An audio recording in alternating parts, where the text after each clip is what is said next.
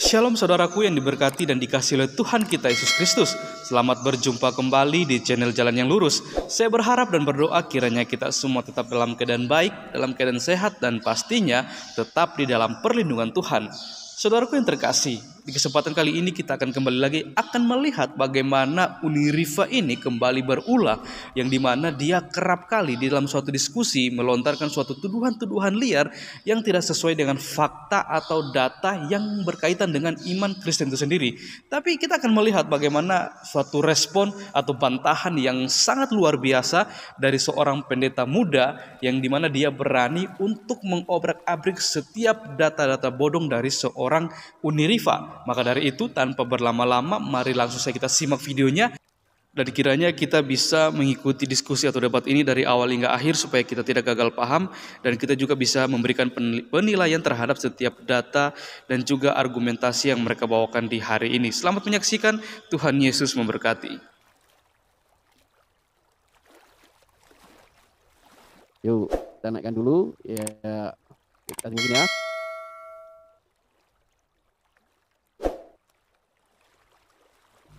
Dialog teologis ini ya. Nah, sebelum kita mulai, saya terlebih dahulu menyampaikan kepada teman-teman yang ada di Facebook mungkin atau di YouTube ya. Ya, memang keterlambatan ini terjadi karena ada beberapa alasan teknis. Tapi ya sekarang sudah ada para narasumber kita yang akan mengisi acara, dan saya langsung saja akan membacakannya. Jadi dialog ini dengan tema ya, Yesus itu Allah atau bukan?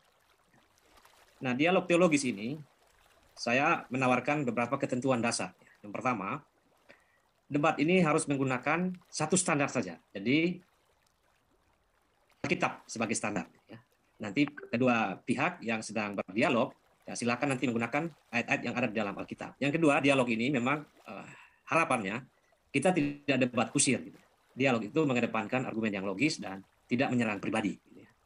Jadi kita ketat pada argumennya saja. Kemudian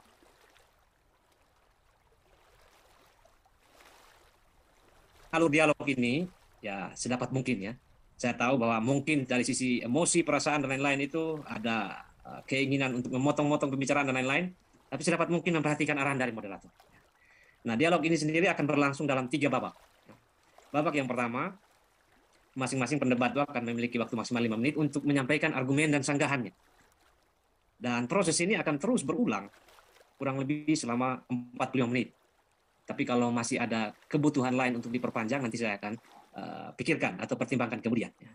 Ini babak pertama. Setelah babak pertama, kita akan masuk ke babak kedua.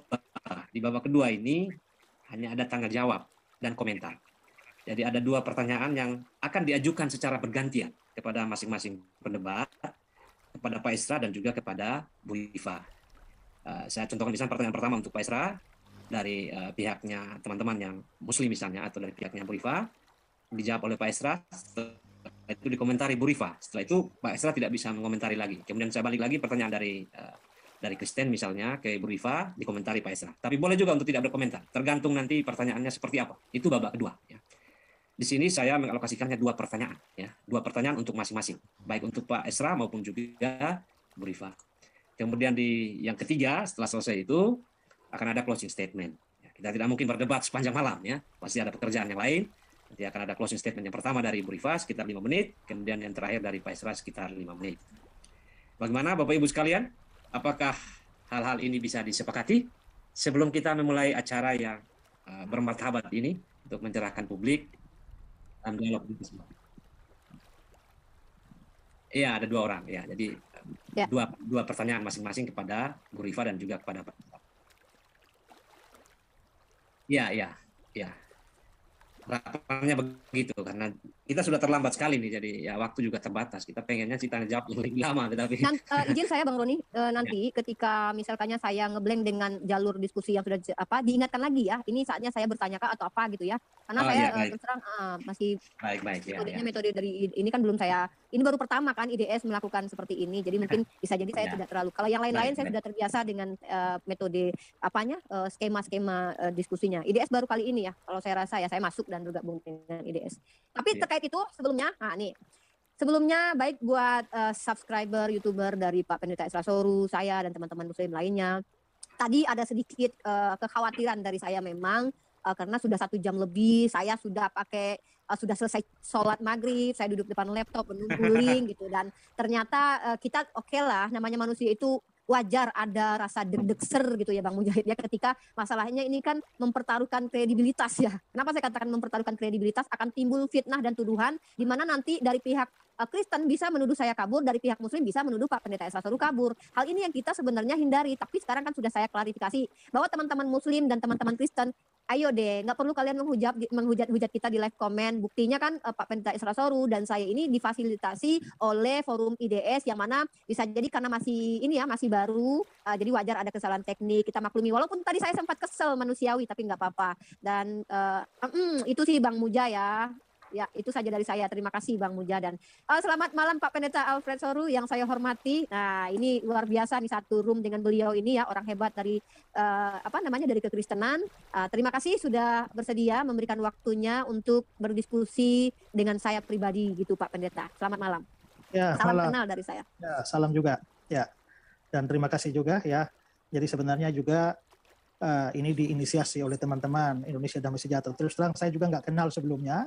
Ya, ya cuma lihat dalam video Pak ada orang yang tanya saya kenal Pak Yosias Lekong, saya bilang nggak kenal. Terus coba search Pak Yosias, tahu-tahu ketemunya debat dengan Rifa, tapi saya nggak tahu itu siapa begitu. Ya, akhirnya saya beri tanggapan, tahu-tahu ada teman dari saya juga nggak tahu dari organisasi mana ya, belakangan baru tahu itu Indonesia Damai Sejahtera. Ya, nah jadi terima kasih juga Indonesia Damai Sejahtera sudah memfasilitasi ini. Ya, jadi ini silakan ada format tertentu, tapi saya juga menawarkan lain kali karena saya melihat bahwa Unirifa ini dalam beberapa dialog dengan rekan-rekan Kristen banyak bertanya, ya. Dan terus terang saya suka ditanya dengan cara dikejar. Tapi mungkin keren nih. ada aturan begini ya mungkin, tapi mungkin lain kali kita bisa bikin berdua. Ya, silakan bertanya apa saja. Asik Ya, Pak Pendeta, terima kasih Pak Pendeta. Saya Bagus, agak mahasiswi, Bapak dosennya Pak. Saya pasti banyak bertanya Pak sebagai mahasiswi Pak. Tapi maksud saya adalah bahwa supaya tidak salah memahami apa yang dipercaya oleh orang Kristen. Karena orang Kristen percaya begini, kadang-kadang dikira seperti itu, padahal kita tidak percaya seperti itu. Nah, jadi maksud saya adalah silakanlah bertanya supaya mendengar langsung dari orang Kristen apa yang dipercaya oleh Kristen. Ajib, makasih karena Pak. ada juga tokoh Kristen atau pendeta mungkin yang ya dia nggak cukup memahami apa sih yang dipercaya Kristen, lalu akhirnya jawabannya salah, lalu memberi kesan yang buruk bahwa Kristen begitu, padahal nggak begitu. Nah, jadi ya saya juga buka peluang di kemudian hari, ya tidak disebut debat lah, ya kita dua ngobrol, silakan mau bertanya apa, saya jawab. Nah, itu kira-kira gitu. Ya, oke. Baik, terima kasih kepada Pak Esra dan juga Bu Rifa yang sudah saling memberi menyapa di awal dialog ini ya. Oke, saya kira langsung saja ya Bu Rifa dan Pak Esra. Ya, Pak Esra akan mulai duluan ya. Kurang lebih 5 menit ya Pak Esra ya. Ya. Jadi ya, karena Yesus itu Allah atau bukan? Ya, link Zoom-nya ini nggak bisa dibikin co-host. Jadi karena saya mau share screen, dikasih saya jadi host, saya nggak bisa spotlight juga sehingga tampilannya hanya saya. Kalau misalnya nanti yang lain ngomong ya, saya bisa sebagai host bisa membuat spotlight, tapi ini nggak bisa ya. Jadi ya mungkin nggak apa-apa lah, biar tampilannya beginilah ya. Oke, kalau kita berbicara soal Yesus Tuhan atau Allah, itu memang persoalan yang klasik. Sepanjang Yesus ada di dunia ini pun sudah banyak orang mempersoalkan. Dan terlalu banyak pandangan tentang Yesus itu. Ya, orang-orang liberal percaya bahwa dia adalah guru yang bijaksana dan sebatas itu. Ada Islam yang percaya bahwa dia seorang nabi saja dan karenanya dia manusia biasa. Ada saksi Yehova yang percaya atau Unitarian yang percaya bahwa dia sebenarnya adalah penghulu malaikat. Tapi kekristenan yang Alkitabiah itu percaya bahwa dia adalah Tuhan dan Allah dalam pengertian setinggi-tingginya. Nah, kalau kita bicara soal alasannya atau dasarnya itu terlampau banyak. Dan supaya tidak membias terlalu luas, saya hanya mau mengerucut pada saat ini memberikan satu saja argumentasi. Dan setelah itu, saya berharap bahwa diskusinya persis pada apa yang saya angkat, sehingga tidak melebar kepada hal-hal lain, supaya diskusi ini bisa mengarah pada satu titik. Nah, seringkali yang menjadi pertanyaan yang banyak beredar dalam dialog-dialog atau diskusi-diskusi adalah, misalnya, di mana sih Yesus di Alkitab mengaku bahwa dia adalah Tuhan, dia adalah Allah, sembahlah aku, dan sebagainya. Tentu saja itu bisa menjadi satu materi lain di dalam acara debat atau diskusi tertentu. Tapi pada saat ini saya mengabaikan hal itu. Saya mau mengatakan begini, bahwa kalau kita mengesampingkan Yesus dalam urusan pengakuan pribadi tentang siapa dirinya, maka menurut saya orang yang paling layak untuk didengar pendapatnya atau diterima pendapatnya adalah orang-orang dekat Yesus. Dalam hal ini adalah murid-muridnya. Karena murid-muridnya itu tidur, bangun, makan, minum, dan diajar langsung oleh Yesus. Diajar langsung oleh Yesus. Nah, kalau kita bisa melihat salah satu murid terdekat dari Yesus, itu adalah Rasul Yohanes. Dan Yohanes itu di dalam suratnya, 1 Yohanes pasal 1 ayat 1, dia bilang, apa yang telah ada sejak semula, yang telah kami dengar, yang telah kami lihat dengan mata kami, yang telah kami saksikan, yang telah kami raba dengan tangan kami tentang firman hidup, itulah yang kami tuliskan padamu. Firman hidup ini gelar bagi Yesus. Jadi dengan kata lain, Yohanes sedang berbicara tentang Yesus. Dan dia menyatakan bahwa ini dia kami tuliskan kepada kamu. Nah, yang kami tuliskan kepada kamu ini, itu adalah yang telah kami dengar, yang telah kami lihat, yang telah kami saksikan, yang telah kami raba. Berarti Yohanes di sini, dia memberikan suatu dasar bagi tulisan-tulisannya. Dan karena itu juga Yohanes, ya, dia menyebutkan beberapa kali di dalam Injilnya maupun juga suratnya tentang Yesus itu adalah Allah. Tapi karena dia bicara dalam bentuk jamak yang telah kami dengar, kami lihat, kami saksikan dengan tangan kami. Artinya Yohanes tidak berbicara secara pribadi, tapi pasti dia berbicara mewakili teman-temannya. Jadi dengan kata lain, bahwa Yohanes mau bilang bahwa apa yang ditulis atau disampaikan oleh teman-teman dia dan teman-temannya dalam hal ini adalah murid-murid Yesus, itu yang mereka terima, yang mereka lihat, yang mereka saksikan. Ya. Nah, karena itulah ini terlalu luas untuk dibahas, tapi saya cuma mau ngambil satu saja. Ya, satu saja, yaitu ketika salah satu murid dari Yesus, ya, salah satu murid dari Yesus yaitu Thomas. Ya, ketika Thomas itu waktu Yesus bangkit, Thomas sebelumnya tidak percaya. Tapi setelah itu, begitu pemunculan Yesus selanjutnya, ketika Yesus bilang, taruhlah jarimu di sini, lihatlah tanganku, kakiku, cucukkanlah ke dalam lambung, jangan tidak percaya lagi. Thomas menjawab dia, ya Tuhanku dan Allahku. My Lord and my God. Nah, pada waktu Thomas mengatakan, ya Tuhanku dan Allahku, seandainya Yesus bukan Tuhan dan bukan Allah, dia mestinya menolak kalau dia memang adalah seorang guru yang bermoral baik. Tapi alih-alih Yesus menolak, Yesus justru menganggap kata-kata Thomas itu sebagai iman. Karena itu dia bilang, karena engkau telah melihat aku, maka engkau percaya. Berbahagialah mereka yang tidak melihat, namun percaya. Berarti kata-kata Thomas, ya Tuhanku dan Allahku, itu dianggap Yesus sebagai sebuah kepercayaan. Sebuah kepercayaan atau sebuah iman. Dengan kata lain, secara implisit Yesus tidak menolak dia disebut Tuhan dan Allah. Dan itu secara implisit menyatakan bahwa dia memang adalah Tuhan dan Allah dalam pengertian setinggi-tingginya. Kalau Yesus bukan Tuhan dan bukan Allah, mestinya kalau dia memang seorang nabi yang baik, guru yang baik, dia mesti menolak sebutan yang tidak pas untuk dirinya. Tapi dia sama sekali tidak menolak, dia menganggap itu sebagai iman. Dari situ saya menilai bahwa salah satu orang terdekat Yesus dalam hal ini adalah murid-muridnya, yaitu Thomas. Ambil contoh satu saja, membuat pengakuan, ya Tuhanku dan Allahku. Kalau seandainya murid Yesus tidak dipercaya, kalau murid Yesus tidak dipercaya, lalu dengan cara apa kita mau mempercayai lagi yang non-murid, yang tidak hidup, tidur, makan, bangun dengan Yesus? Itu saja, Pak. Oke, terima kasih Pak Esra. Selanjutnya, saya kasih kesempatan kepada Bu Rifa, ya. 5 menit ya, Bu Rifa ya. Ya, silakan Bu Rifa untuk menyampaikan sanggahan ya. Bismillahirrahmanirrahim. Rabbil Srah Sadri wa Yassir li amri wahlul 'uqdatam min lisani yafqahu qawli. Jadi menarik sekali paparan dari Pak Pendeta Esra Soru.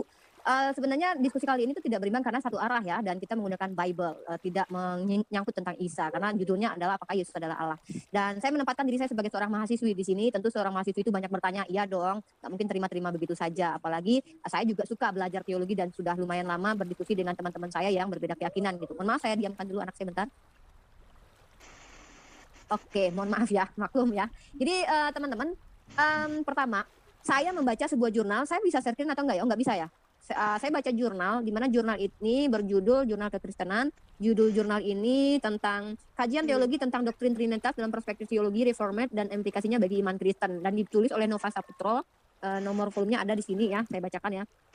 Nah, 4 jurnal atau 3 jurnal yang saya baca tentang STT, tentang Trinitas dan sejarahnya, dan di sini ternyata sepakat para para penulis jurnal ini menyatakan bahwa Trinitas itu sendiri tidak ada tertulis dalam Bible gitu. Nah, bahkan sejarahnya yang saya pelajari, sebenarnya perpecahan tentang siapa Yesus ini bukan umat Islam yang memulainya duluan, karena sejak mula-mula Yesus itu datang, tentang siapa Yesus itu sudah menjadi sebuah kontroversi pada waktu itu. Ada yang mengatakan apakah dia Mesias atau bukan. Ini sebenarnya sudah kontroversi. Nah, pada waktu itu sendiri orang sudah banyak bertanya antara Yahudi dengan yang lain satu sama lainnya gitu. Kemudian begitu juga setelah setelah Yesus itu tidak ada begitu, di mana pada akhirnya muncul aliran-aliran Arius yang mengatakan bahwa Yesus itu subordinat atau di bawah dari Allah Bapa gitu. Kemudian dipanggil beberapa uskup di zaman Konstantin, muncullah konsili Nikea, dan pemenang konsili itu adalah Athanasius yang mengatakan bahwa Yesus Bapa itu homoousios, di mana mereka itu menyatu. Kurang lebih kalau saya salah istilah-istilah ini, nanti Pak Pendeta silakan dibenarkan.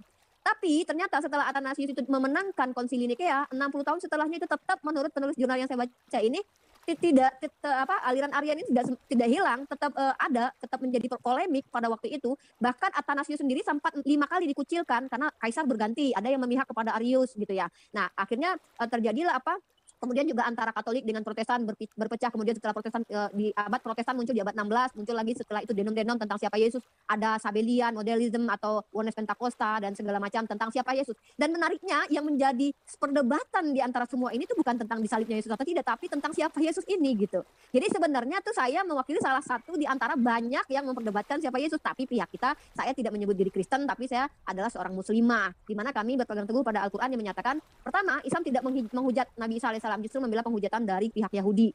Kemudian mendudukkan dia sebagaimana yang dia ucapkan. Jadi bukan kata orang tapi kata dia, di mana dia adalah seorang utusan, yaitu Rasul dalam istilah Islam, ya, pembawa risalah, dan dia adalah seorang manusia, putra Maryam. Nah, itu kenapa saya selama ini sering diskusi mempertanyakan tentang doktrin Trinitas ini sendiri.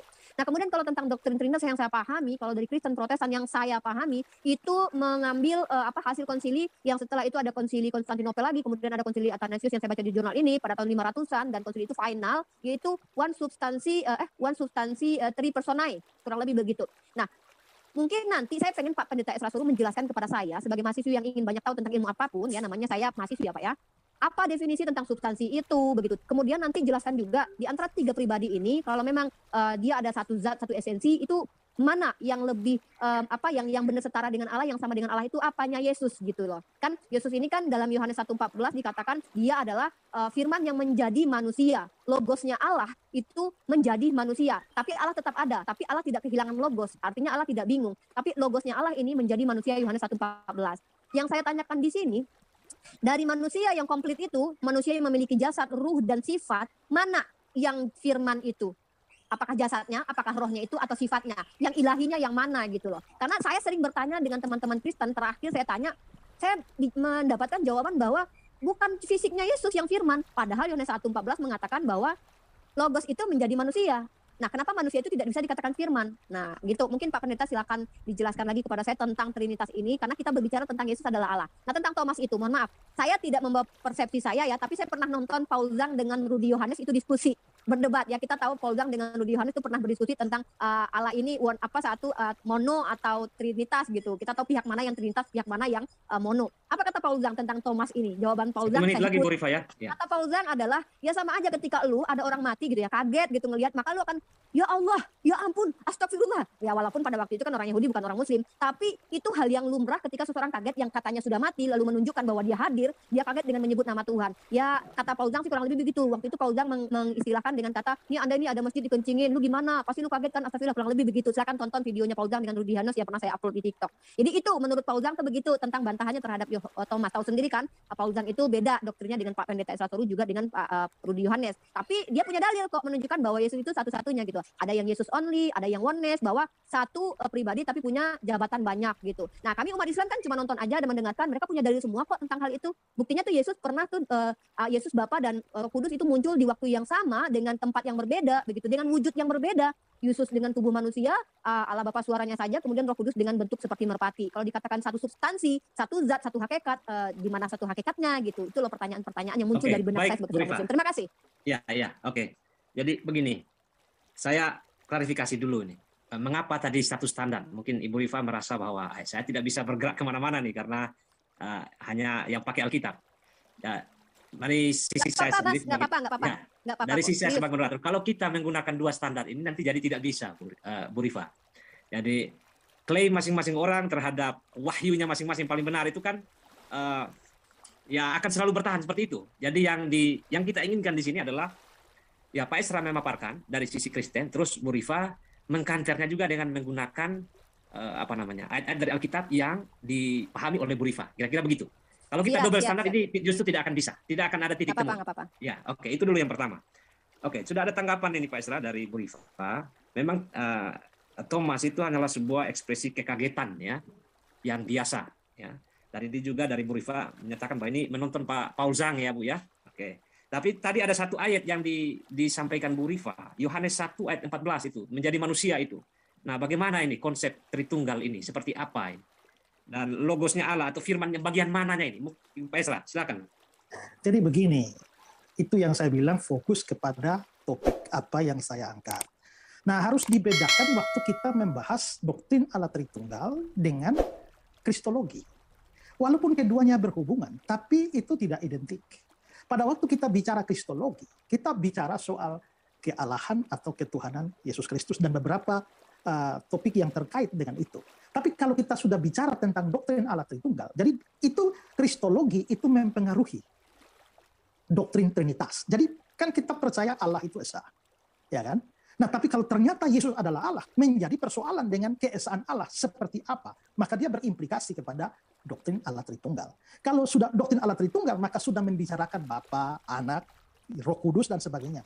Tapi yang sedang kita bahas atau yang sedang saya bicarakan ini bukan doktrin Tritunggal. Kalau bahas doktrin Tritunggal lain kali. Tapi ini membahas soal kealahan Yesus sesuai dengan topiknya. Jadi dengan kata lain, bukan saya nggak mau jawab, tapi itu sudah keluar out of topic. Ya. Jadi mestinya adalah menjawab argumentasi saya yang saya bangun dari Yohanes 20 ayat 28. Tapi tadi sudah diungkapkan walaupun ya mengungkapkan pandangannya Paul Zhang. Nah, tapi Rifa belum beritahu apakah Rifa setuju dengan Paul Zhang atau tidak. Tapi asumsi saya pasti Rifa setuju. Karena kalau Rifa tidak setuju, itu tidak diangkat. Ya, dan Rifa juga di selain argumentasi dari Paul Zhang kan tidak memberikan argumentasi yang lain. Nah, itu memang saya tahu. Saksi Yehova, Unitarianisme, ya. Itu juga punya pandangan bahwa itu adalah lihat orang mati bangun dia ya Allah, ya. Pertama-tama saya berikan mungkin bantahan terhadap pandangan semacam itu adalah pertama-tama kalau kita melihat bahwa ungkapan keterkejutan ya Allah ya Tuhanku ya Allahku, ungkapan keterkejutan begitu itu biasanya tidak ditujukan pada siapa-siapa, ya tidak ditujukan pada siapa-siapa, tapi jelas ayat ini Thomas menjawab dia. Jadi ini suatu pengungkapan terhadap Yesus langsung, my Lord and my God. Itu pertama. Kedua adalah, ya memang tadi dibilang, itu kan bukan orang Yahudi, bukan Islam. Tapi ya wajar kalau orang terkejut, ya Tuhan, ya Allah. Tapi itu tidak mungkin terjadi di kalangan orang Yahudi. Kalau di kalangan kita di Indonesia, mungkin. Ya, ungkapan keterkejutan, bawa-bawa nama Tuhan, bawa nama Allah. Itu tradisi semacam itu tidak bisa ada di dalam agama Yahudi. Kenapa? Karena mereka punya hukum, jangan menyebut nama Tuhan Allahmu dengan sembarangan. Ya, sehingga itu tidak mungkin terjadi. Lalu yang ketiga yang aneh itu adalah kalau memang itu adalah ungkapan keterkejutan, ya Tuhanku dan Allahku, mengapa Yesus bisa anggap itu sebagai kepercayaan? Coba ini dijawab. Saya kasih jadi 3 argumen ya. Pertama, kalau ungkapan keterkejutan itu tidak ditujukan pada siapa-siapa, tapi ini jelas pada dia. Kedua, itu bukan tradisi Yahudi. Ya, dan yang ketiga, kalau itu ungkapan keterkejutan, mengapa itu dianggap sebagai sebuah kepercayaan? Itu jawaban saya. Oke. Baik, Pak Yohanes Esra. berapa tadi, Pak? Yohanes berapa? 20? 20 ayat 28. Yohanes 20 ayat 28, Bu Rifa. Sedangkan sabar saya tambah Yohanes 1 ayat 14. Saya nggak akan jawab karena itu sudah lain. Itu sudah Ya. pertanyaan yang sudah lain di luar dari topik itu. Karena itu sudah Oke. menyangkut dengan doktrin Tritunggal ya. Sedangkan yang Ya. dibicarakan ini Yesus itu Allah atau bukan. Nah, Pak Ya. Esra menggunakan Ya. Yohanes 20 ayat 28 Bu Rifa. Ya, silakan Bu Baik Rifa. ya, saya jawab Pak Pendeta Esra Soru. Sebenarnya mohon maaf ya kalau dianggap saya mempertanyakan Tritunggal, tidak, karena saya tidak mempertanyakan Bapa, tidak mempertanyakan Roh Kudus, tapi saya mempertanyakan dari Yesus itu, dari yang ada komplit Yesus sebagai manusia yang punya jasad, punya roh dan juga punya sifat, itu yang mananya yang ilahi, yang Allah gitu, yang Allahnya yang mana gitu. Itu sebenarnya tidak ada kaitannya dengan Trinitas karena saya mempertanyakan Yesus, tapi saya jawab tentang ini. Tadi Pak Pendeta menanyakan kenapa bisa percaya. Ya kita lihat konteksnya, kan konteks ayatnya di sini apa yang coba ditekankan Yesus di sini. Tetapi Thomas, seorang dari ke-12 murid itu yang disebut Dinimus, tidak ada bersama-sama mereka ketika Yesus datang ke situ. Maka kata murid-murid yang lain itu kepadanya, kami telah melihat Tuhan. Tetapi Thomas berkata kepada mereka, sebelum melihat bekas paku pada tangannya dan sebelum aku mencucukkan jariku ke dalam bekas paku itu dan mencucukkan tanganku ke dalam lambungnya, sekali-sekali aku tidak akan percaya. Jadi di sini Thomas itu sedang tidak percaya bahwa Yesus itu bangkit gitu loh. Sebelum aku lihat nih orang nih, ada cucukannya, ada bekasnya, gue gak percaya. Gue gak percaya dia adalah Allah. Bukan gitu narasi yang dibangun Thomas. Tapi Thomas bilang gini, sebelum aku lihat tangannya tercucuk. Ini kan bicara tentang orang yang katanya bangkit dari kematian gitu ya. Ini aneh aja Pak. Jangankan ya zaman Thomas gitu. Di zaman manapun gitu kalau ada orang bangkit dari kematian dianggap mati gitu ya. Itu tetap akan menjadi sebuah nggak langsung diterima gitu aja. Pasti akan ada pertanyaan-pertanyaan. Yakin nggak sih? Benar nggak sih gitu? Sebelum gue lihat beneran ada bekas-bekas lukanya gue nggak percaya gitu. Jadi bukan di sini Thomas sedang mengatakan apakah dia adalah Allah maka aku percaya dia adalah, bukan. Jadi kenapa dia percaya? Maksudnya itu adalah percaya bahwa Yesus lah yang ada di hadapannya. Karena Yesus memastikan dirinya. 8 hari kemudian murid-murid Yesus berada kembali dalam rumah itu dan Thomas bersama-sama dengan mereka sementara pintu-pintu terkunci. Yesus datang dan ia berdiri di tengah-tengah mereka dan berkata, damai sejahtera bagi kalian, bagi kamu. Kemudian ia berkata kepada Thomas, taruhlah jarimu di sini, Le. Kamu tuh kan apa katanya dia kan nggak percaya tuh, tengok nih Le, aku tuh masih hidup gitu loh. Nih lo aku letakin deh jarimu di situ, dipegang tuh gitu kan, ulurkan tanganmu dan cucukkan ke dalam lambungku dan jangan engkau tidak percaya lagi, melainkan percayalah gitu. Percayakah sebagai Allah di sini? Mana narasi di sini kalau kita kembali ke perikop ya, Yesus menampakkan diri kepada Thomas bahwasanya kan dia nggak percaya bahwa ada Yesus ini bangkit begitu. Jadi kalau Bapak bertanya kepada saya kenapa percaya, bukan percaya dia adalah Allah, tapi percaya bahwa ini benar-benar Yesus yang bangkit dari kematian dan itu jasadnya utuh beneran gitu, ini Yesus gitu. Itu yang saya baca dari narasi ini, tapi nanti Pak Pendeta silakan. Jadi kalau Bapak bilang begini, orang Yahudi itu nggak mungkin deh kalau bilang ya Allah gitu. Loh, pertanyaannya emang di mana di situ Yod Hevave padanan kata dari ya Allah itu, karena yang nggak boleh disebutkan Yod Hevave. Kalau ya Hashem, ya Elohim itu kan boleh gitu, ya Adonai gitu itu kan boleh disebut gitu. Nah kalau kita bicara tentang Allah kan di dalam PB sendiri kan tidak ada kata Yod Hevave kan, yang ada hanya kata Theos dengan kata Kurios gitu. Nah ya silakan tunjukkan saja kalau ya Allah ini adalah ya Yod Hevave gitu ya, karena yang dilarang oleh orang-orang Yahudi untuk disebutkan secara sembarangan itu adalah Yod Hevave gitu. Sementara ini kan PB berbicara tentang PB yang dimana tidak ada tertulis Yod Hevave sama sekali. Kalau mau merujuk ke Septuagint ya silakan ditunjukin bahwa ini terjemahan dari Yod Hevave gitu. Ya saya kan kenapa saya menukil perkataan dari Paul Zong gitu. Bahkan dari kalangan yang mengaku Kristen sendiri itu pendapatnya begitu gitu loh. Lah kalau saya membenarkan saya katakan ya saya tidak perlu membenarkan atau membantah sih. Ini kan bukan iman saya tapi ini salah satu perspektif jawaban. Karena ini logik gitu, logik dan Pak Pendeta ya nggak mungkin orang Yahudi. Loh kenapa Bapak bilang nggak mungkin, kan yang dilarang adalah Yod Hevave, bukan Hashem, bukan Adonai, bukan Kurios yang juga diterjemahkan sebagai Tuhan gitu. Karena kan dalam perspektif kalian kata Allah itu kan diambil dari kata Elohim lah, diambil dari kata Adonai juga gitu. Karena bagi kalian kan setahu saya Allah itu bukan nama, kecuali Pak Pendeta mengakui bahwa Allah adalah nama, padanannya adalah Yod Hevave gitu. Karena setahu saya teman-teman Kristen itu tidak pernah menyamakan Yod Hevave dengan Allah. Karena Allah itu definisinya sama dengan ilah. Ya walaupun sebenarnya beda dengan pemahaman kami umat Islam, bahkan Kristen Ortodoks di dalam kitab Al-Muqaddas di kitab Kamus Al-Munjid pun mengatakan Allah adalah Ismu Zat gitu. Jadi ketika Thomas berbicara dalam bahasa Yunani, yaitu ini adalah kitab Yohanes di mana memang berbahasa Yunani dipadankan dengan kata Allah gitu ya. Ya tunjukkan dulu dong kalau itu kata Yod Hevave yang dilarang untuk bicara sembarangan gitu, atau apa kalau Adonai, Hashem kan bisa saja dong orang Yahudi kaget namanya gitu kan. Ya Tuhanku, ya Allahku, ya Theos. Ya kan namanya kan Theos gitu kan. Theos itu kan juga itu kan padanan kata Allah untuk para berhala-berhala dewa-dewa juga kalau setahu saya. Nanti Pak Esra silakan dijelaskan. Karena yang Yesus ini kan dipanggil dengan Kurios gitu. Kemudian ya Tuhanku dan ya Allah. Jadi ada dua di sini. Ya Kurios, ya Theos gitu loh. Sama kayak saya, ya Nabiku, ya Allahku. Ya memang sih Bapak bilang, ya kan beda. Ini kan bukan Indonesia gitu. Jadi gini Pak. Rifa, 1 menit lagi. Oke, 1 menit lagi. Jadi intinya begini, apakah benar itu yang dipanggil adalah di mana Bapak bisa memastikan bahwa itu nggak boleh Yod Hevave, kan bisa jadi Hashem, bisa jadi Adonai, bisa jadi Elohim begitu loh Pak ya. Saya sanggahnya di situ. Terima kasih. Oke, terima kasih Bu Rifa. Jadi sepertinya ini. Tapi saya ingin Pak, bentar sedikit lagi. Apakah di sini pada sepakat kalau saya menanyakan di dalam diri Yesus itu yang mana yang Allah dan mana yang firman itu tidak keluar dari topik ya? Kan saya menanyakan Yesus. kan Bapak Pendeta secara literatur kan mengatakan dengan ini dasarnya bahwa Allah. Nah sekarang secara implementasinya gitu, buktinya gitu. Jadi saya mau tahu di antara badan Yesus itu seluruhnya jasad, isi, roh dan sifatnya yang mananya yang Allah. Itu sih pertanyaan saya. Ya, Bu Rifa. Jadi begini, memang tadi kan ada singgung tentang konsili. Ya, itu kan kaitan dengan Itu tadi prolog. doktrin Trinitas kan, prolognya. Ya. Terus ketika ngomong soal jasad ini, menurut Pak Esra itu bukan sesuatu yang diangkat beliau gitu. Misalnya, oh dia tubuh, kemudian ada fisik dan lain itu bukan sesuatu yang diangkat. Yang diangkat di sini adalah pengakuan Thomas. Jadi fokus kepada ayat itu maksudnya. Nah, Pak Esra, dari Bu Rifa ini yang dipercaya itu bukan soal Allahnya, tetapi kebangkitan, peristiwa kebangkitan. Dan yang kedua ini soal literal. Jadi di situ itu penyebutan dari orang Yahudi yang dilarang menyebut nama Tuhan Allah di sembarangan itu tidak pas karena ya tidak tertulis seperti itu di dalam kitab Perjanjian Baru ya. Kemudian ada yang Ibu Rifa sampaikan ini, kenapa memang merujuk tadi ke Paulus? Karena memang di kalangan Kristen sendiri ada pandangan-pandangan seperti itu. Nah, bagaimana ini Pak Esra jawabannya? Silakan. Kita tidak sangkali bahwa di kalangan Kristen pun ada yang aneh-aneh juga. Ya, yang melenceng dari ajaran standar yang diterima secara umum.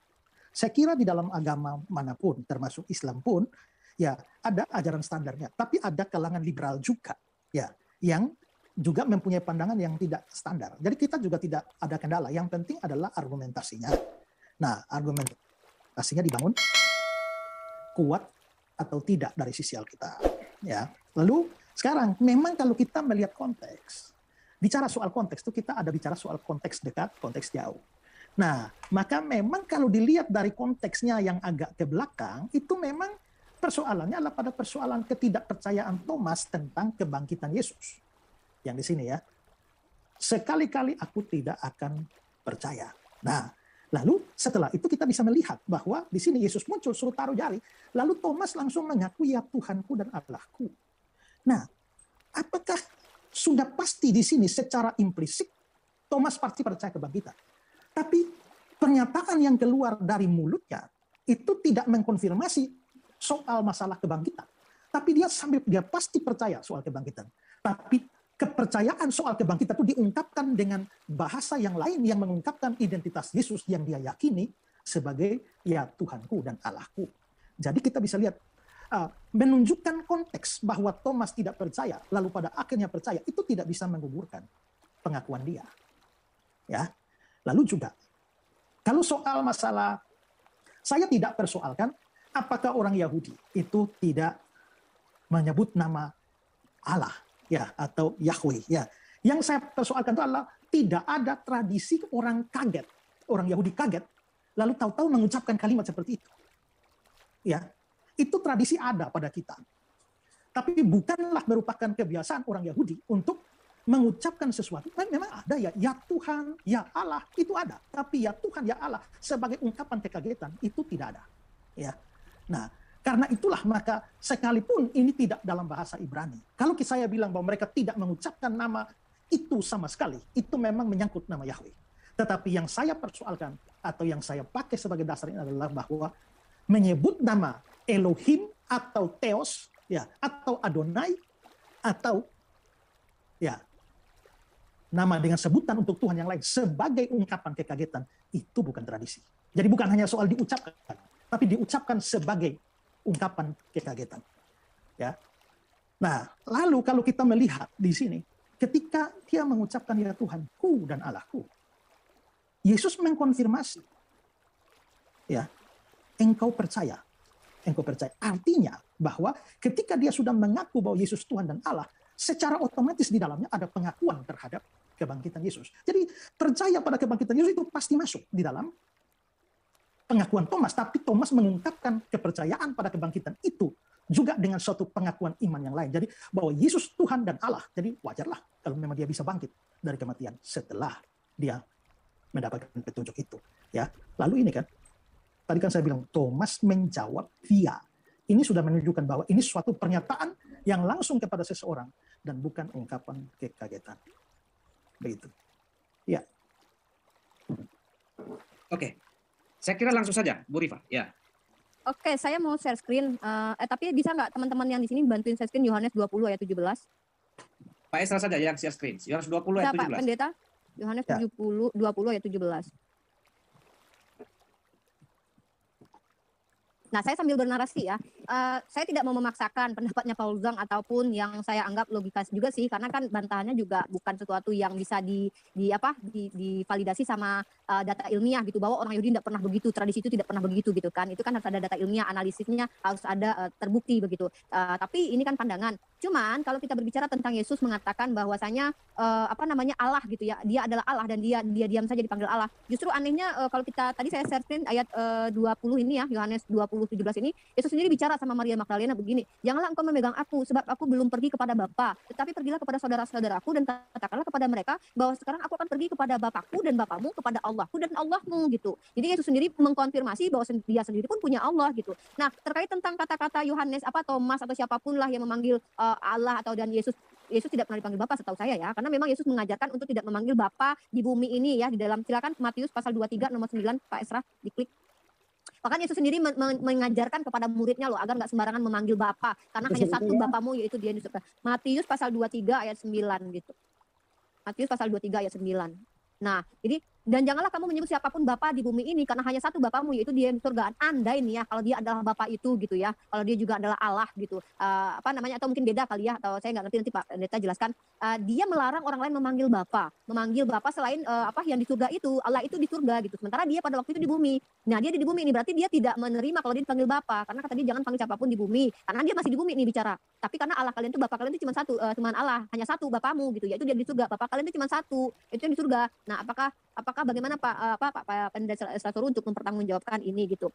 Kemudian jadi tadi saya sudah katakan ya, kata Pak Pendeta kan gimana Thomas bisa percaya, kan saya sudah bilang kalau Bapak memang mau bernarasi bahwa Thomas itu percaya bahwa dia adalah Allah, di situ kan kita lihat konteksnya. Saya malah pakai perikopnya lagi gitu kan. Biasanya kan teman-teman Kristen itu bicara jangan lepaskan teks dari konteks dong gitu kan. Ini malah saya pakai perikop di mana di situ Thomas sedang bilang bahwa aku nggak akan percaya sebelum melihat dia gitu. Ini bicara tentang orang yang bangkit dari kematian. Sama aja Pak, kayak kita nih ada yang bilang nih, ada yang si Anu tuh udah mati tapi dia bangkit. Ya aku gak akan percaya kalau aku belum lihat jasad dia. Bukan berarti aku gak percaya kalau dia adalah bapak si Anu, bapak siapa, atau dia adalah si Anu gitu. Tapi dia bangkit beneran gak gitu. Aku mau pegang dulu nih kulit dia atau tangan dia. Nah itu aku ulangi lagi. Silakan Bapak tanggapi lagi tentang itu. Kemudian kalau kita lihat kalau kita lihat lagi ya bagaimana perjalanan dari Yesus sendiri gitu. Dia banyak sekali mengatakan ketidaksetaraan dengan Bapa. Segala yang kusampaikan ini kehendak Bapa dia turun dari surga itu melakukan bukan kehendak dia, bukan kehendakku tetapi melakukan kehendak Bapa kata dia. Ada ayat-ayat seperti itu yang menarasikan bahwa dia adalah bukan Allah karena dia mengatakan dirinya anak manusia begitu. Selain dia mengatakan dirinya anak manusia, dan artinya gini, teman-teman Kristen itu mengambil satu ayat Thomas di mana kalian berprasangka bahwa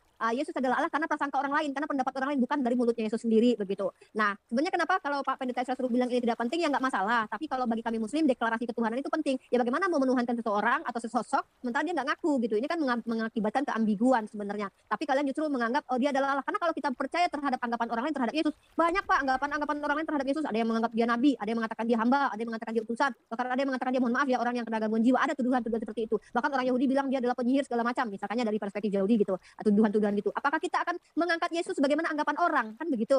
Kalau kita bicara tentang Thomas tadi gitu kan, saya kembali lagi mengingatkan Yesus sendiri mengajarkan untuk tidak memanggil Bapa di dunia ini walaupun dia katanya pakai Allah gitu kan. Nah, makanya saya tanya, Yesus ini di dalam dirinya, dari jasadnya, fisiknya, sifatnya dan ruh di dalam dirinya, yang Allah tuh yang mana gitu. Yang makanya saya tanya gitu. Karena saya mau tahu apa sih yang ilahi dari Yesus ini? Apakah sifatnya, karyanya, perbuatannya, atau tubuhnya itu termasuk ilahi enggak gitu? Karena saya kalau tadi sudah pakai data nih, saya sudah ajukan pandangan salah satu orang Kristen juga dan Bapak membantainya kan tidak masalah. Itu kan perspektif saya bilang. Tapi Bapak juga harus jelaskan nih secara kenyataannya Yesus itu yang Allahnya yang mana gitu. Karena selama ini kan itu yang selalu menjadi perdebatan di antara umat Islam, umat Kristen atau sesama Kristen sendiri gitu. Kalau bicara tentang bahwa dia adalah Allah sepenuhnya, nah ini dia, apakah dia tiga pribadi, akhirnya Trinitas ya bukan Trinitas, saya bahas sebenarnya kepribadiannya juga beda Pak dengan Tuhannya Bani Israel gitu. Karena saya baca kitab-kitabnya Bani Israel mengatakan dengan siapa kalian hendak menjadikan aku sama, ya Tuhannya Bani Israel nggak mau disamakan dengan siapa lah, Yesus sama seperti manusia begitu kan. Kemudian banyak dalil-dalil yang mengatakan akulah Tuhan satu-satunya, di sampingku tidak ada Tuhan lain lah.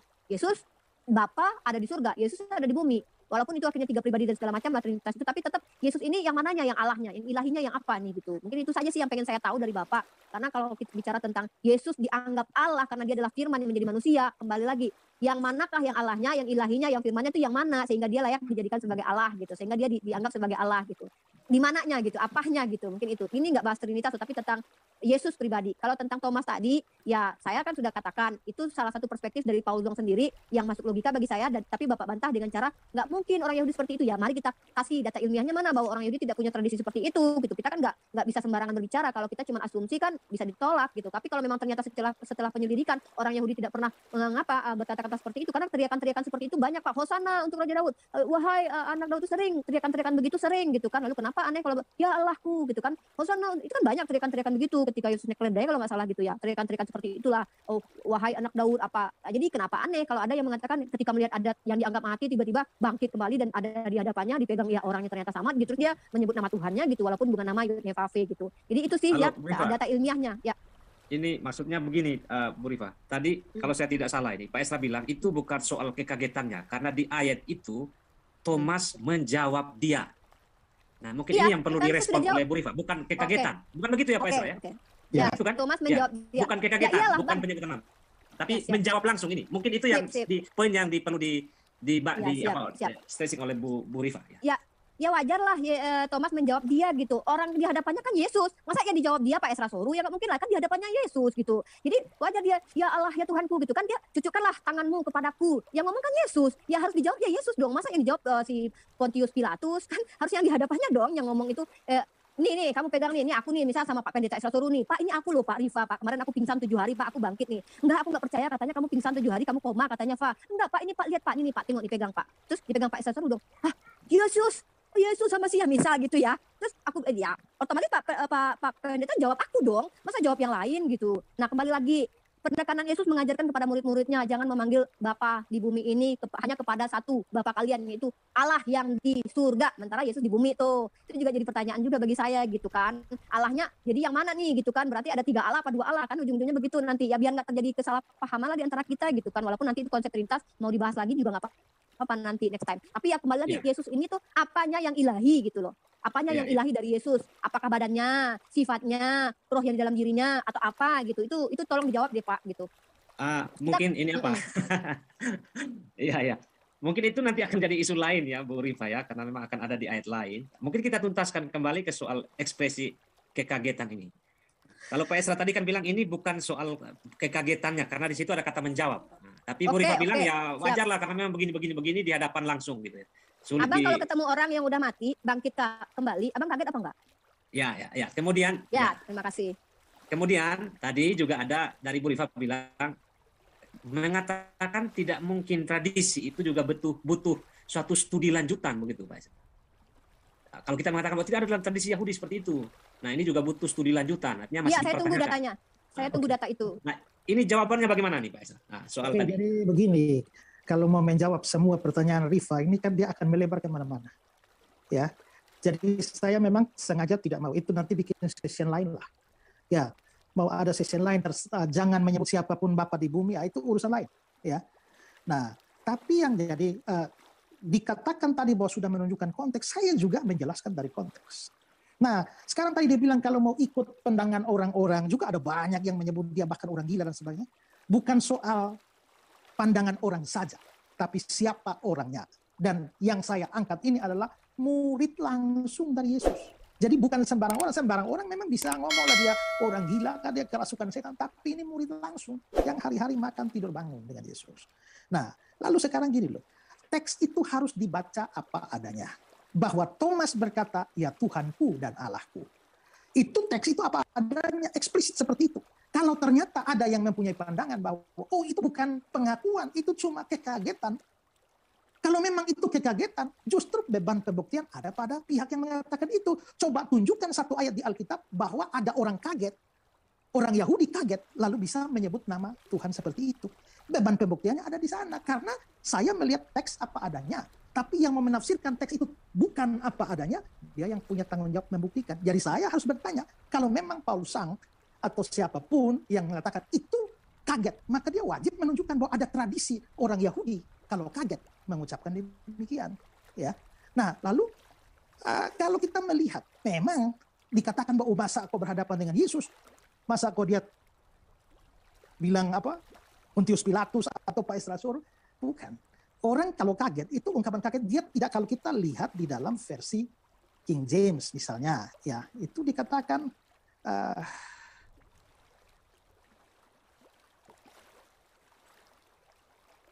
must answer and say to him. Dia menjawab dan berkata kepadanya. Pernyataan semacam ini itu tidak memungkinkan kalau mau menilai secara natural. Itu bukan satu ungkapan kekagetan. Jadi justru kalau yang mau menilai bahwa itu bukan, itu kaget. Ya coba kasih data.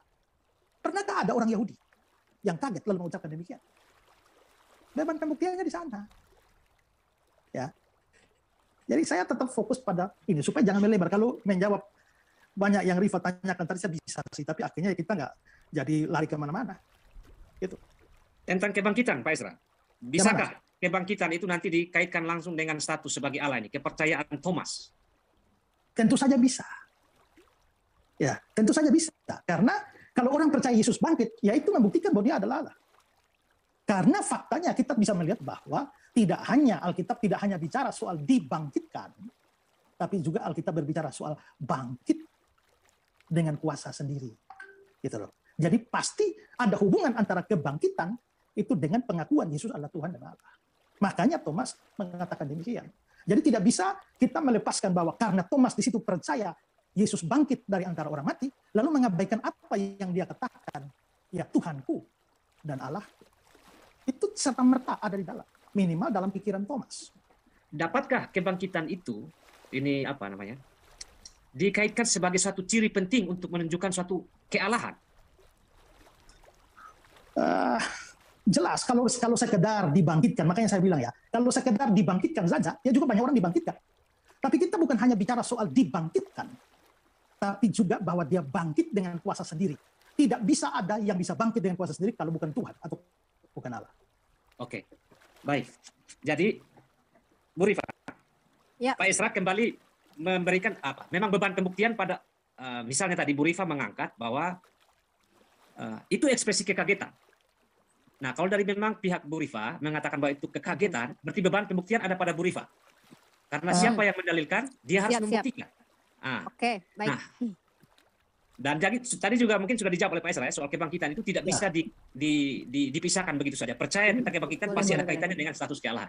Tadi seperti yang Rifa bilang, oh biasa orang panggil dia Yesus anak Daud, Hosana bagi dia. Ya diberikan contoh itu kan itu bukan contoh kekagetan.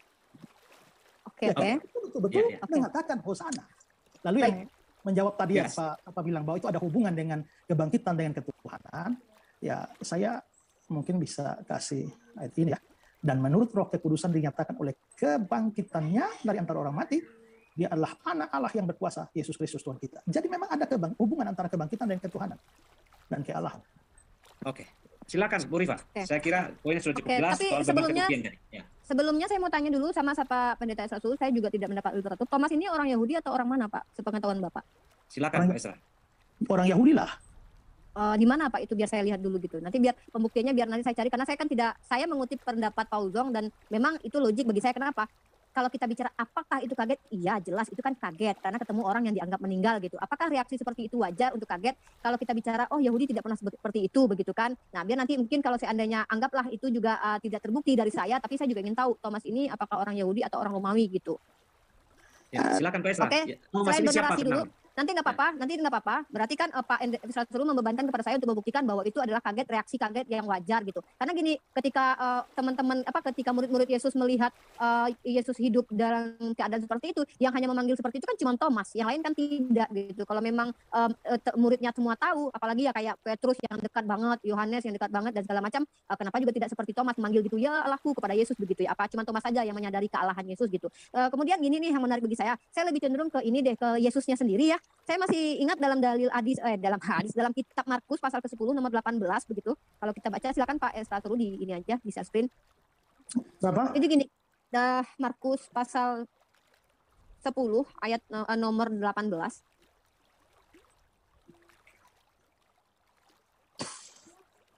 Nah, jadi nanti ya ini ya.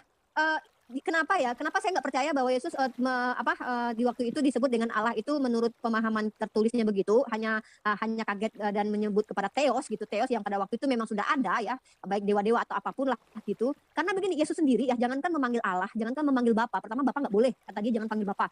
Memanggil dia baik aja tuh Yesus tuh nolak.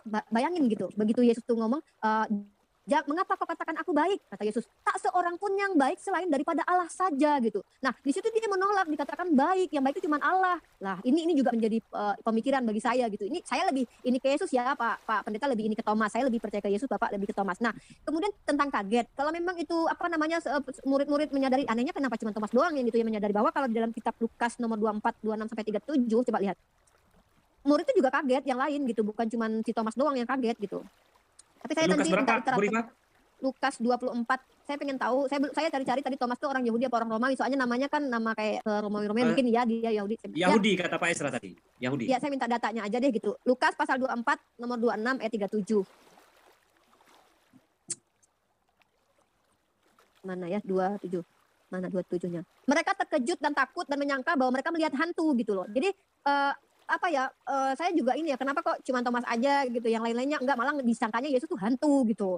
Nah, jadi wajar kalau menurut saya tuh Thomas mengucapkan itu, dan saya sepakat dengan Paul Zong kali ini bahwa itu bukan berarti menganggap Yesus Allah, karena ya namanya juga kaget, itu tuh wajar ya. Tapi enggak apa-apa kata Pak Pendeta saya yang membuktikan bahwa memang orang kaget tuh seperti itu gitu ya. Karena saya juga tahu nih Thomas ini dia benar-benar Yahudi atau bukan Yahudi, dan dia hidup dalam tradisi Yahudi atau tidak gitu. Dia sudah mengenal kitab Torah atau tidak. Dia tahu nggak kalau menyebut Yahweh itu sembarangan nggak boleh gitu. Saya juga ingin tahu begitu. Nanti baru mungkin kita next lanjut kapan-kapan kita untuk saya cari-cari dulu juga gitu ya, karena saya tidak membaca tentang tradisi orang Yahudi terlalu dalam dulu gitu.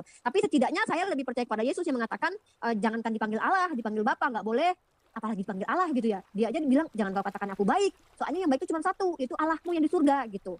Jadi saya tuh lebih ke ini Yesus sih, lebih ke pernyataan Yesus gitu. Jadi tiba-tiba ada orang yang bilang kamu Allah, lah Yesus saja bilang dituduh baik dia jangan terima gitu ya, apalagi dituduh Allah, karena yang baik itu cuma Allah dan Allah itu di surga, begitu Pak Pendeta. Mungkin itu sih dari saya perspektif sanggahan tentang Thomas ini memanggil Yesus sebagai Allah begitu.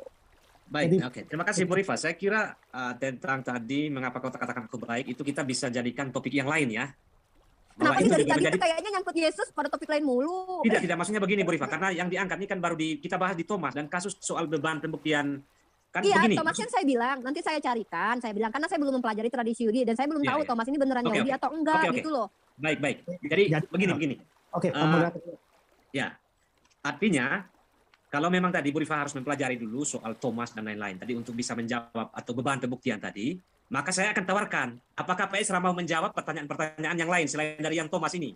Gitu ya. Itu masih berkaitan sama Yesus kok. Yang paling penting kan gini nih Pak Pendeta sudah membuktikan secara literek Yesus adalah Allah dan kita sudah mendiskusikannya terlepas dari nanti bagaimana. Betul.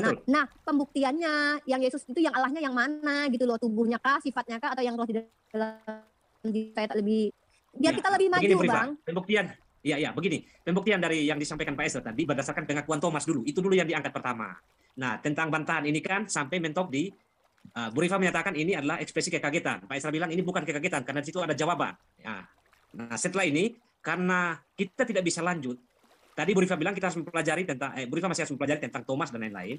Maka saya akan tanyakan ke Pak Esra, mau tidak untuk menjawab soal yang tadi Bapak mengapa kau katakan hanya Bapak yang baik atau Allah yang baik atau tadi Bapak mengutus dan segala macam. Itu kan sudah bicara tentang ayat lain. Mau tidak Pak Esra untuk menjawab hal ini?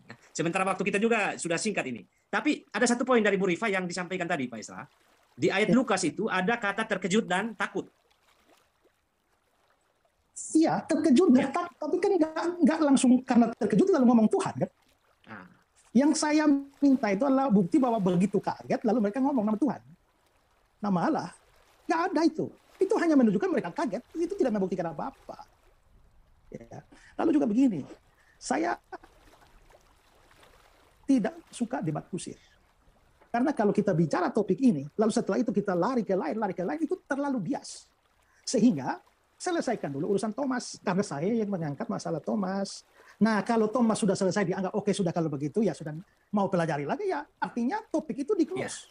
Topik itu di close. Mau bahas yang baru lagi ya silakan. Tapi kan kita punya kesepakatan aturan adalah kita bahas satu topik. Mau topik lain oke, saya bisa menjawab itu masalah aku baik dan juga jangan katakan siapa Bapak itu. Tapi kan nanti akhirnya kalau saya jawab itu lalu Rifa tanggap itu kan larinya ke lain. Maka makin jauh dari Thomas. Nah, kalau dibilang kok Thomas, Datanya Thomas tadi Pak, dikasih Pak bahwa dia orang Yahudi itu ayat berapa ya Pak? Saya lagi nyari. nanti saya jelaskan ya. Jadi kalau bilang hanya kok Thomas sendiri, ya memang dalam konteks pada waktu itu kan yang tidak percaya Yesus bangkit itu kan Thomas saja. Tapi kalau soal pengakuan bahwa Yesus itu Tuhan atau Yesus Allah, itu bukan Thomas sendiri. Tapi kalau saya mau angkat semua kan jadi luas sekali. Makanya saya hanya fokus kecil pada Thomas. Nah, gitu. Nah sekarang Thomas itu Yahudi atau bukan? Nah begini, Thomas itu kita sebenarnya kan kalau kita tahu latar belakang budaya, kita orang ya walaupun ada banyak, tapi kita bisa tahu oh orang nama ini pasti dari suku ini, orang nama ini dari suku ini. Itu pada umumnya begitu.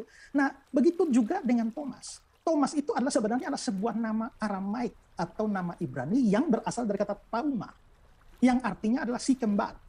Nah, biasanya dalam tradisi orang-orang Yahudi itu mereka karena pengaruh Helenisasi, ya Helenisasi itu adalah Yunanian sejak dari Alexander the Great, itu maka kebudayaan Helenistik itu berkembang sedemikian rupa sampai rata-rata orang Yahudi mereka juga punya nama lain yaitu nama Yunani.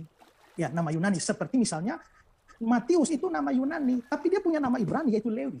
Ya, Petrus itu ya Petros bahasa Yunani, tapi Simon itu nama Ibrani, Kefas itu nama Arab. Nah, maka bahwa si Thomas ini itu juga punya nama Yunani. Nah, ini saya tunjukkan misalnya Yohanes 11 ayat 16. Thomas yang disebut Didimus ini Yunani. Ini dari Tauma, Ibrani atau Arab. Thomas itu Didimus. Thomas, Didimus. Adanya tradisi bahwa mempunyai pertama dari asal kata saja itu nama Ibrani dan yang kedua atau Arab. Yang kedua adalah dari formula mereka mempunyai nama Yunani itu adalah kebiasaan orang Yahudi yang mempunyai nama Yunani karena pengaruh Helenistik. Jadi dari situ dari dua faktor itu kita tahu itu pasti Yunani. Dan Yesus tidak mempunyai murid-murid yang lain yang bukan orang Yahudi. Ya. Jadi kalau misalnya itu mau dicari ya close dulu Pak. Oke, siap. Saya tanggapin deng ya. Oke. Berapa menit lagi kita Mas? Sabar, Bu Risma. Oke, jadi ini saya kasih kesempatan Bu Risma 5 menit. Ini di babak sanggam menyangga ini ya. Setelah itu, Pak Esra. Setelah itu nanti kita buka pertanyaan ya. Oke. Ya, karena sudah mau di ujung tentang Thomas ini. Silakan Bu Risma, 5 menit ya. Oke, baiklah tentang Thomas. Pak Pendeta Esra Suru mengatakan tidak mungkin orang Yahudi kalau kaget mengucapkan begitu. Artinya kan Pak Pendeta yang menyanggah saya gitu, tapi membebankan pembuktian kepada saya bahwa ya wajar saja kan itu bisa jadi kaget. Nah, saya bagaimana mau mencari literatur tentang kebiasaan orang Yahudi? Karena tadi tentang Thomas ini Yahudi atau bukan itu ternyata tidak secara eksplisit tertulis di dalam Bible sendiri, melainkan Pak Pendeta mengeksegesinya dari nama Thomas yang artinya adalah kembaran. Kalau gitu Pak, kalau memang Thomas itu kembar, kira-kira siapa kembarannya Pak? Bisa nggak saya dikasih tahu? Biar kita tahu benar-benar itu mengambil dari nama Aramaik yang artinya adalah kembaran dan ternyata dia benar-benar kembar gitu. Bisa nggak Pak kita dapat data bahwa Thomas ini? Arti nama, saya mengatakan arti nama. Dan kalau ditanya siapa nama saudara kembarnya, Alkitab juga hanya mencatat Thomas, bukan mencatat segala sesuatu tentang Thomas. Dia mencatat Thomas sebagai murid Kristus dan arti kata tauma itu begitu. Kita tidak perlu mencari tahu siapa saudara kembar karena itu tidak penting. Di dalam pembuktian sih Pak, pembuktian bahwa itu benar-benar mengambil dari bahasa Aramaik yang artinya adalah kembar. Karena bagaimana seseorang itu kayak Adam nih. Adam artinya kan tanah apa? Debu ya kalau nggak salah atau manusia gitu. Itu ada esensinya, ada sifatnya. Nah kalau kata Thomas ini artinya adalah kembar, kenapa tiba-tiba seseorang yang nggak kembar dipanggil dengan sebutan kembar gitu kan? Maka harus ya saya minta sih pembuktian bahwa dia benar-benar kembar. Gitu. Tapi ya udah nggak apa-apa. Kita lanjut ke materi lain aja. Bukan pembuktian, tapi meminta informasi sebenarnya. Ya, minta informasi. Ya, gitu. minta informasi, bukan. Ya. Tidak lanjutkan dulu Bu Rifa di sisa 4 menit. Ya saya lanjut ya Pak. Nanti, terkait dengan yang tadi. Nah. Jadi begini, ini seolah-olah gini, oke lah saya benarkan ini Thomas memanggil Yesus dengan panggilan Allah, walaupun Yesus dituduh baik aja dia nggak mau. Berarti cuma Thomas doang yang mengakui bahwa Yesusnya Allah, karena kebanyakan murid dia tuh kaget dan kabur gitu, lari gitu ya. Mohon maaf Bu Risma, tadi Pak Esra sudah tegaskan bahwa ada banyak murid-murid lain, cuma beliau tidak mau ungkapkan di sini, hanya pakai Thomas saja. Gitu. Oke, kayaknya sempit banget ya, tapi nggak apa-apa lah ya, nggak apa-apa. Jadi intinya tuh kayak cuma Thomas doang yang menyadari kealahan Yesus, begitu kan. Sementara kayak yang lain-lain tuh kayak nggak sadar, kenapa yang lain nggak memanggil dia juga sama seperti itu, begitu. Nah, jadi kalau saya sih tidak, ya untuk apa saya mendebat Pak Pendeta Esra Suru gitu kan, itu kan salah satu perspektif jawaban. Nah, kalau pembuktian ya saya kan coba cari literatur bagaimana kebiasaan orang Yahudi, tapi bagaimana saya mau mencari literatur orang Yahudi, saya saja belum bisa mempercayai bahwa Thomas ini Yahudi atau enggak, karena setelah saya cari tadi ternyata biografi Thomas pun tidak jelas gitu. Dan Pak Pendeta Esra Suru meyakinkan saya bahwa dia adalah orang Yahudi berdasarkan namanya yang katanya adalah Aramaik yang diambil dari kata serapan tauma yang artinya adalah apa tadi kembaran, tapi ternyata kembarannya juga tidak ditemukan gitu. Jadi ini memang harus dibuktikan sih. Kenapa? Biar mengukuhkan bahwa dia benar-benar orang Yahudi dan memiliki tradisi orang Yahudi gitu. Karena jangan-jangan dia orang Yunani, Romawi gitu kan. Kenapa? Ya kalau kita lihat orang Romawi ya lihatlah kebiasaan mereka gimana begitu kan. Karena kan kata-kata yang digunakan dalam kitab PB ini kan kata Theos, bukan Yod-Heh-Vav-Veh, bukan Elohim atau apa gitu. Nah, jadi itu sih dari saya. Apa namanya? Saya tidak mendapat jawaban yang sangat krusial ya. Tadi literally Pak Pendeta Esra membuktikan bahwa Yesus itu adalah Allah dari pernyataan Thomas, bukan dari pernyataan Yesus pribadi. Karena Yesus memang mengatakan jangan memanggil Bapa di dunia ini, hanya satu Bapamu di surga. Jangankan dikatakan Allah, mengatakan dia baik aja dia nggak terima. Saya lebih percaya kepada Yesus. 2 ayat itu saya pegang. Saya untuk saat ini merujuk kepada pernyataan Yesus deh gitu. Pak Pendeta kepada Thomas ya nggak apa-apa lah gitu. Mengalahkan Yesus dengan pandangan apa? Karena Thomas nggak apa-apa. Tapi saya lebih percaya kepada Yesus apa yang dia katakan begitu. Jangan kau panggil Bapa di surga, apa Bapa lain karena hanya satu Bapamu dia di surga. Jangan kau panggil aku baik karena satu yang baik yaitu dia Allah yang di surga gitu ya. Jadi ya untuk saat ini sih nggak apa-apa, mungkin kita lanjutkan lagi dengan Trinitas mungkin ya, karena ini menarik juga. Saya pengen tahu yang Allahnya dari Yesus itu yang mana sih gitu. Saya masih bingung dari dulu tuh kalau nanya sama teman-teman Kristen bilang si Yesus ini yang Allahnya yang mana sih? Ada yang bilang rohnya. Loh, itu kan roh Allah yang masuk ke dalam diri Yesus. Terus badannya apa? Ya bukan Allah, kan manusia. Loh, kan yang menjadi manusia itu kan firman-Nya. Berarti Yesus bukan firman dong. Jadi saya masih banyak jawaban-jawaban dari teman-teman Kristen lain Pak, karena Bapak pendeta, otomatis Bapak pasti tahu jawabannya. Sebenarnya ini nggak lari-lari sih Pak, cuman ya kalau Bapak nggak mau menjawab juga nggak apa-apa. Tapi saya sih itu aja sih dulu. Masalah Thomas ya anggaplah iya gitu ya. Berarti cuma Thomas doang yang menyadari kealahan Yesus gitu. Yang lain mah kagak. Mungkin yang lain nggak tahu kalau itu Yesus mah sempat makan ikan goreng ya kan Pak ya. Dia makan ikan goreng gitu. Ya mungkin masih ragu juga mereka kali ya. Karena ngelihat Yesus kok makan ikan goreng, kok Allah makan ikan goreng. Walau Allah disawat sih kalau saya. Ya nggak apa-apa sih Pak Pendeta. Terima kasih atas jawabannya bahwa Bapak wajar gitu. Karena gini, ketika teman-teman ketika murid-murid Yesus melihat Yesus hidup dalam keadaan seperti itu, yang hanya memanggil seperti itu kan cuma Thomas. Yang lain kan tidak gitu. Kalau memang muridnya semua tahu, apalagi ya kayak Petrus yang dekat banget, Yohanes yang dekat banget dan segala macam, kenapa juga tidak seperti Thomas memanggil gitu ya Allahku kepada Yesus begitu ya. Apa cuma Thomas saja yang menyadari kealahan Yesus gitu. Kemudian gini nih yang menarik bagi saya lebih cenderung ke ini deh, ke Yesusnya sendiri ya. Saya masih ingat dalam dalam kitab Markus pasal ke-10 nomor 18 begitu. Kalau kita baca silakan Pak Esra turun di ini aja di share screen. Berapa? Jadi gini, Markus pasal 10 ayat nomor 18.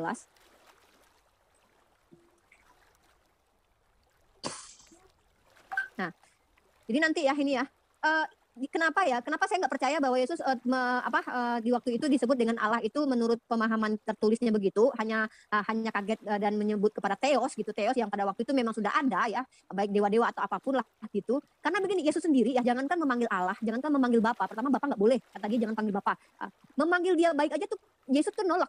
Bayangin gitu. Begitu Yesus tuh ngomong mengapa kau katakan aku baik? Kata Yesus, tak seorang pun yang baik selain daripada Allah saja gitu. Nah, di situ dia menolak, dikatakan baik, yang baik itu cuma Allah. Lah, ini juga menjadi pemikiran bagi saya gitu. Ini saya lebih ini ke Yesus ya, Pak Pendeta lebih ini ke Thomas. Saya lebih percaya ke Yesus, Bapak lebih ke Thomas. Nah, kemudian tentang kaget. Kalau memang itu murid-murid menyadari, anehnya kenapa cuma Thomas doang yang gitu yang menyadari, bahwa kalau di dalam kitab Lukas nomor 24, 26 sampai 37 coba lihat. Murid itu juga kaget yang lain gitu, bukan cuma si Thomas doang yang kaget gitu. Tapi saya Lukas nanti berapa, Bu Rima? Lukas 24. Saya pengen tahu, saya cari-cari tadi Thomas itu orang Yahudi apa orang Romawi, soalnya namanya kan nama kayak Romawi mungkin ya dia Yahudi. Yahudi kata Pak Esra tadi. Yahudi. Ya, saya minta datanya aja deh gitu. Lukas pasal 24 nomor 26 ayat 37. Mana ya 27?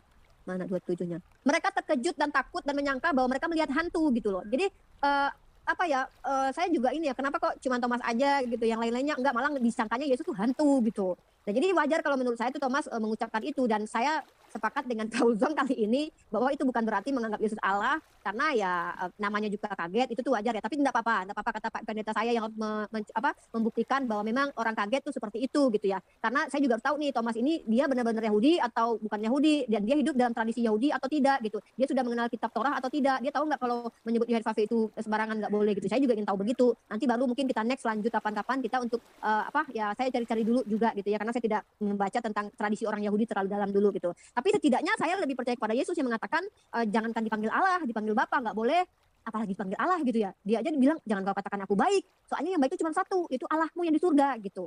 Jadi saya tuh lebih ke ini Yesus sih, lebih ke pernyataan Yesus gitu. Jadi tiba-tiba ada orang yang bilang kamu Allah. Lah Yesus saja bilang dituduh baik dia jangan terima gitu ya.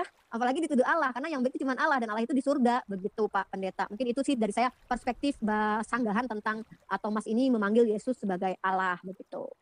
Baik, Jadi oke. Terima kasih Bu Rifa. Saya kira tentang tadi mengapa kau katakan aku baik itu kita bisa jadikan topik yang lain ya. Bahwa Kenapa sih itu dari juga tadi menjadi tuh kayaknya nyangkut Yesus pada topik lain mulu? tidak maksudnya begini Bu Rifa, karena yang diangkat ini kan baru kita bahas di Thomas dan kasus soal beban pembuktian kan Iya, begini. Thomas kan saya bilang, nanti saya carikan, saya bilang karena saya belum mempelajari tradisi Yahudi dan saya belum Iya, tahu iya. Thomas ini beneran Oke, Yahudi oke. atau enggak Oke, oke. gitu loh. Baik. Jadi Jadi, begini. oke, Pak Eh, moderator.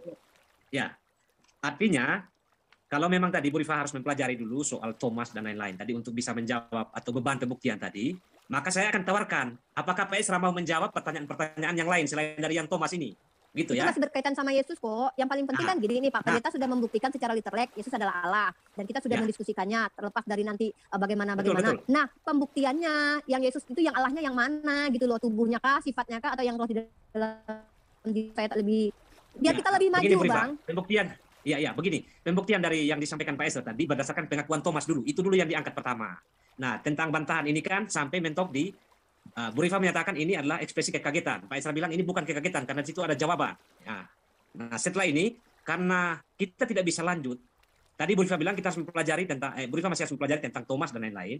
Maka saya akan tanyakan ke Pak Esra, mau tidak untuk menjawab soal yang tadi Bapak mengapa kau katakan aku, hanya Bapak yang baik atau Allah yang baik atau tadi Bapak mengutus dan segala macam. Itu kan sudah bicara tentang ayat lain. Mau tidak Pak Esra untuk menjawab hal ini? Ya. Sementara waktu kita juga sudah singkat ini.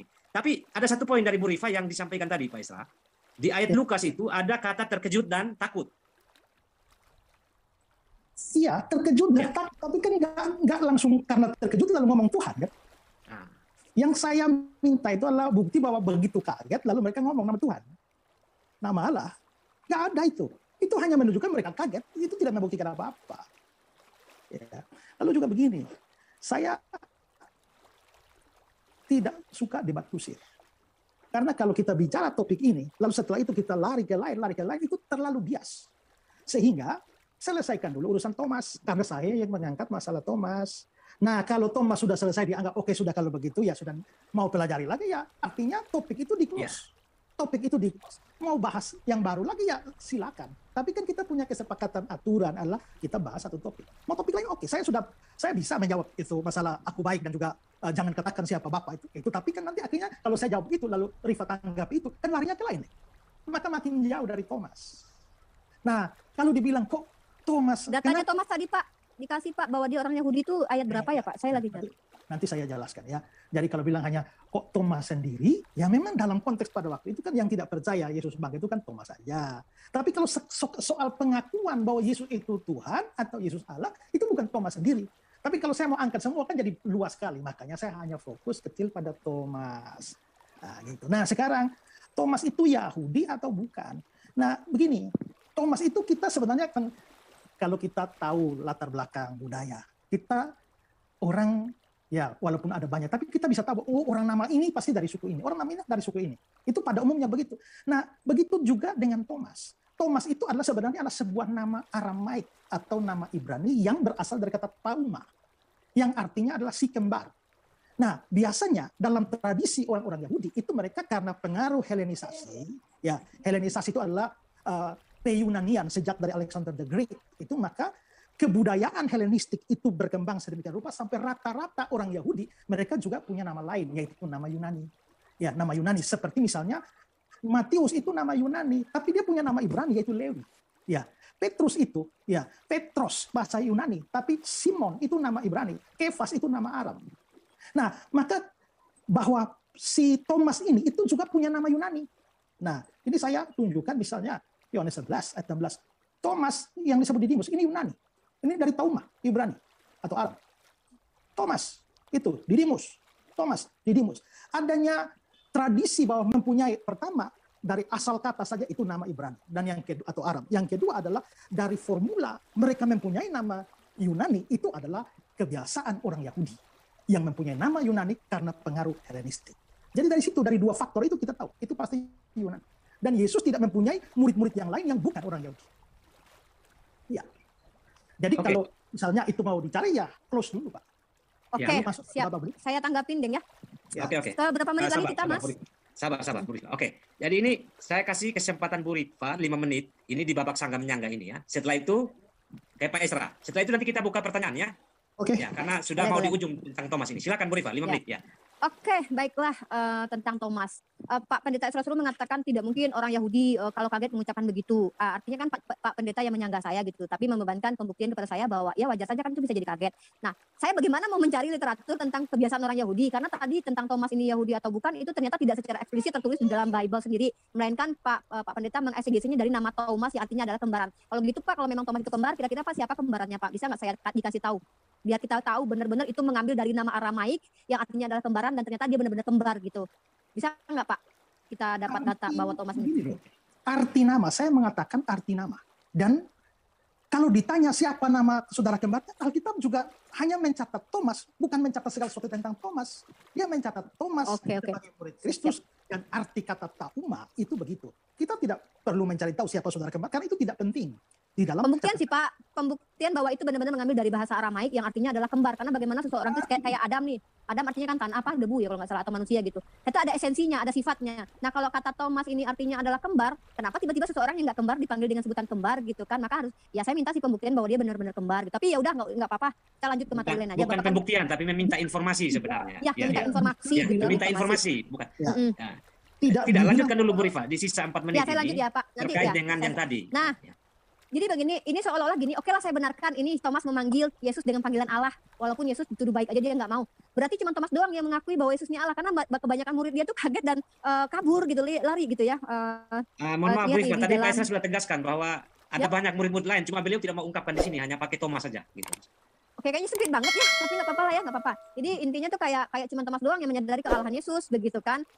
Sementara kayak yang lain-lain tuh kayak nggak sadar, kenapa yang lain nggak memanggil dia juga sama seperti itu, begitu. Nah, jadi kalau saya sih tidak, ya untuk apa saya mendebat Pak Pendeta Isra Surul gitu kan, itu kan salah satu perspektif jawaban. Nah, kalau pembuktian ya saya kan coba cari literatur bagaimana kebiasaan orang Yahudi, tapi bagaimana saya mau mencari literatur orang Yahudi, saya saja belum bisa mempercayai bahwa Thomas ini Yahudi atau enggak, karena setelah saya cari, tadi ternyata biografi Thomas pun tidak jelas gitu. Dan Pak Pendeta Isra Surul meyakinkan saya bahwa dia adalah orang Yahudi berdasarkan namanya yang katanya adalah Aramaik yang diambil dari kata serapan tauma yang artinya adalah apa tadi kembaran, tapi ternyata kembarannya juga tidak ditemukan gitu. Jadi ini memang harus dibuktikan sih. Kenapa? Biar mengukuhkan bahwa dia benar-benar orang Yahudi dan memiliki tradisi orang Yahudi gitu. Karena jangan-jangan dia orang Yunani, Romawi gitu kan. Kenapa? Ya kalau kita lihat orang Romawi ya lihatlah kebiasaan mereka gimana begitu kan. Karena kan kata-kata yang digunakan dalam kitab PB ini kan kata Theos, bukan Yod-Heh-Vav-Veh, bukan Elohim atau apa gitu. Nah, jadi itu sih dari saya. Saya tidak mendapat jawaban yang sangat krusial ya. Tadi literally Pak Pendeta Isra Surul membuktikan bahwa Yesus itu adalah Allah dari pernyataan Thomas, bukan dari pernyataan Yesus pribadi, karena Yesus memang mengatakan jangan memanggil Bapa di dunia ini, hanya satu Bapamu di surga. Jangankan dikatakan Allah, mengatakan dia baik aja dia nggak terima. Saya lebih percaya kepada Yesus. 2 ayat itu saya pegang. Saya untuk saat ini merujuk kepada pernyataan Yesus deh gitu. Pak Pendeta kepada Thomas ya nggak apa-apa lah gitu. Mengalahkan Yesus dengan pandangan karena Thomas nggak apa-apa, tapi saya lebih percaya kepada Yesus apa yang dia katakan gitu. Jangan kau panggil Bapa di surga, Bapa lain, karena hanya satu Bapamu dia di surga. Jangan kau panggil aku baik, karena satu yang baik yaitu dia Allah yang di surga gitu ya. Jadi ya untuk saat ini sih nggak apa-apa, mungkin kita lanjutkan lagi dengan Trinitas mungkin ya, karena ini menarik juga. Saya pengen tahu yang Allahnya dari Yesus itu yang mana sih gitu. Saya masih bingung dari dulu tuh kalau nanya sama teman-teman Kristen bilang si Yesus ini yang Allahnya yang mana sih? Ada yang bilang rohnya. Loh, itu kan roh Allah yang masuk ke dalam diri Yesus. Terus badannya apa? Ya bukan Allah, kan manusia. Loh, kan yang menjadi manusia itu kan firman-Nya. Berarti Yesus bukan firman dong. Jadi saya masih banyak jawaban-jawaban dari teman-teman Kristen lain, Pak, karena Bapak pendeta, otomatis Bapak pasti tahu jawabannya. Sebenarnya ini enggak lari-lari sih, Pak. Cuman ya kalau Bapak enggak mau menjawab juga enggak apa-apa. Tapi saya sih itu aja sih dulu. Masalah Thomas ya anggaplah iya gitu ya. Berarti cuma Thomas doang yang menyadari kealahan Yesus gitu. Yang lain mah kagak. Mungkin yang lain nggak tahu kalau itu Yesus mah sempat makan ikan goreng ya kan Pak ya.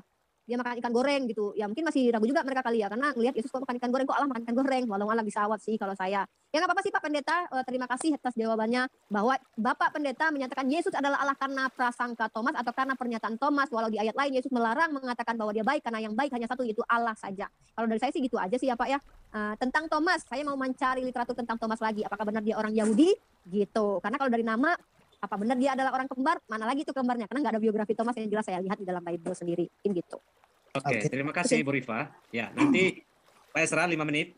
Memang sih ada permintaan-permintaan untuk menanggapi yang lain, tapi kan memang kita memang masih fokus di Thomas. Tapi silakan 5 menit ya Pak Esra. Sebelum kita masuk ke sesi pertanyaan ya. Jadi rasanya aneh kalau keyahudian Thomas dibuktikan melalui siapa saudara kembarnya. Siapa saudara kembarnya itu tidak ada urusan dengan sukunya dia apa atau suku bangsa dia apa. Itu pertama. Kedua, Rifat tidak bisa membedakan antara murid-murid yang lain tidak mengaku Yesus Tuhan dan Allah, dan murid-murid yang lain mengaku tapi saya belum mengungkapkan. Jadi kalau saya percaya murid-murid yang lain juga ngaku, tapi saya belum mengungkapkan. Kalau saya belum mengungkapkan, itu tidak berarti bahwa murid-murid yang lain tidak ngaku. Jadi Rifa perlu bedakan antara apa yang saya nyatakan, apa yang belum saya nyatakan, dengan bahwa mereka tidak mengakui demikian. Gitu. Lalu apa lagi? Saya menunjukkan pada Thomas. Memang sempit, karena justru kalau sempit itulah perdebatan akan terlihat arahnya. Karena saya pengalaman debat dengan orang. Begitu hari ini masuk di sini, lari ke topik ini, lama-lama intinya tidak jelas. Sehingga akhirnya tidak jelas ujungnya di mana. Saya nggak mau terpancing. Karena itulah saya menunjukkan bahwa pengakuan Thomas Yesus Tuhan dan Allah, lalu Rifan mengangkat isu lain bahwa Yesus sendiri menyangkali. Maka bagaimana pernyataan Thomas itu dibantah melalui isu yang lain. Isu yang lain itu bisa dibahas lain kali. Tapi yang pasti adalah begitu Thomas mengaku, Yesus tidak membantah. Ya Tuhanku dan Allahku. Berarti waktu Yesus bilang jangan sebut siapapun Bapa di dunia, itu pasti ada artinya apa. Waktu Yesus juga mengatakan bahwa, apalagi yang tadi dikatakan ya, itu pasti ada jawabannya. Tapi saya belum mau mengungkapkan. Kalau saya belum mau mengungkapkan, jangan menunjukkan itu sebagai argumen untuk membantah Thomas. Yang dari Thomas itu tidak bisa dibantah. Tapi kalau yang tentang Yesus itu belum dibahas. Nah, itu harus jelas. Jadi ini penjelasan saya. Kalau Rifa mau teliti lagi ya silakan teliti tentang Thomas. Tapi ingat bahwa saya mempunyai dasar bahwa Thomas adalah orang Yahudi dari asal namanya. Yang artinya si kembar. Tapi kesukuan atau kebangsaan seseorang tidak bisa disangkali hanya karena dia tidak diketahui siapa saudara kembarnya. Jadi itu saja penjelasan saya. Kira tidak ada kemajuan lagi. Ya silakan masuk pada babak berikutnya. Tapi ya. Jangan. Kalau begitu. Ini sudah closing statement atau masih babak ini? Belum.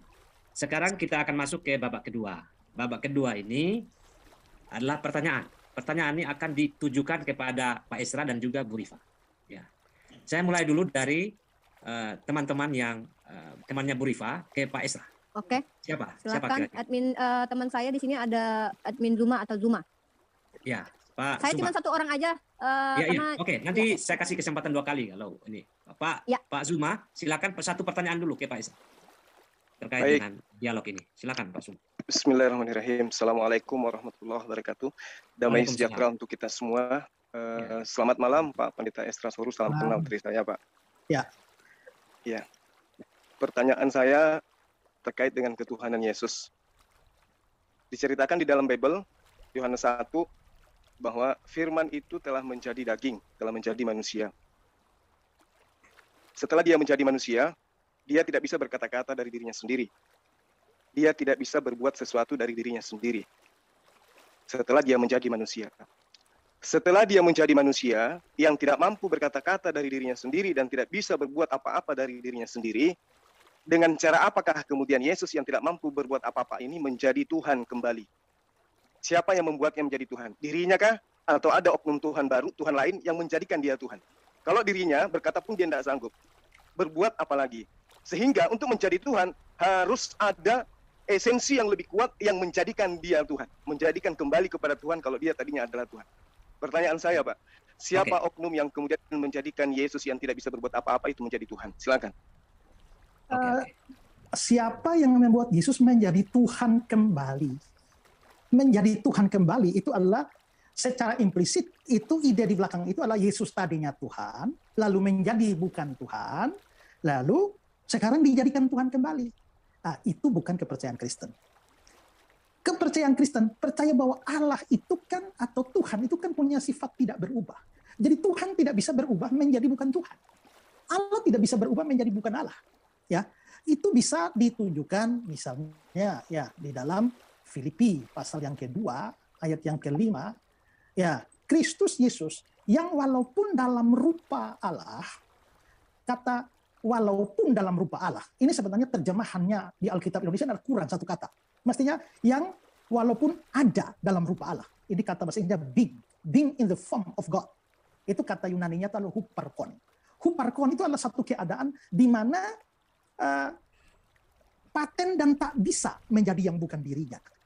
HP ini adalah HP saya. Bagaimana saya bisa bikin HP ini menjadi bukan HP saya? Gampang, dijual. Ya. Rumah saya, bagaimana bikin rumah saya bukan rumah saya lagi? Sumbang. Tapi bagaimana bikin mama saya menjadi bukan mama saya lagi? Dibunuh, yang dibunuh itu mama. Dipecat, yang dipecat itu mama. Ya, disangkali, yang disangkali juga mama. Itu huparkon. Yesus Kristus itu huparkon Allah. Maka dia tidak bisa menjadi yang bukan Allah. Inkarnasi yang tadi disinggung firman menjadi manusia, itu bukan berarti bahwa firmannya atau Allahnya hilang lalu berubah jadi manusia, besok-besok kembali jadi Allah. Tidak. Tapi maksudnya adalah waktu inkarnasi itu Allahnya tetap.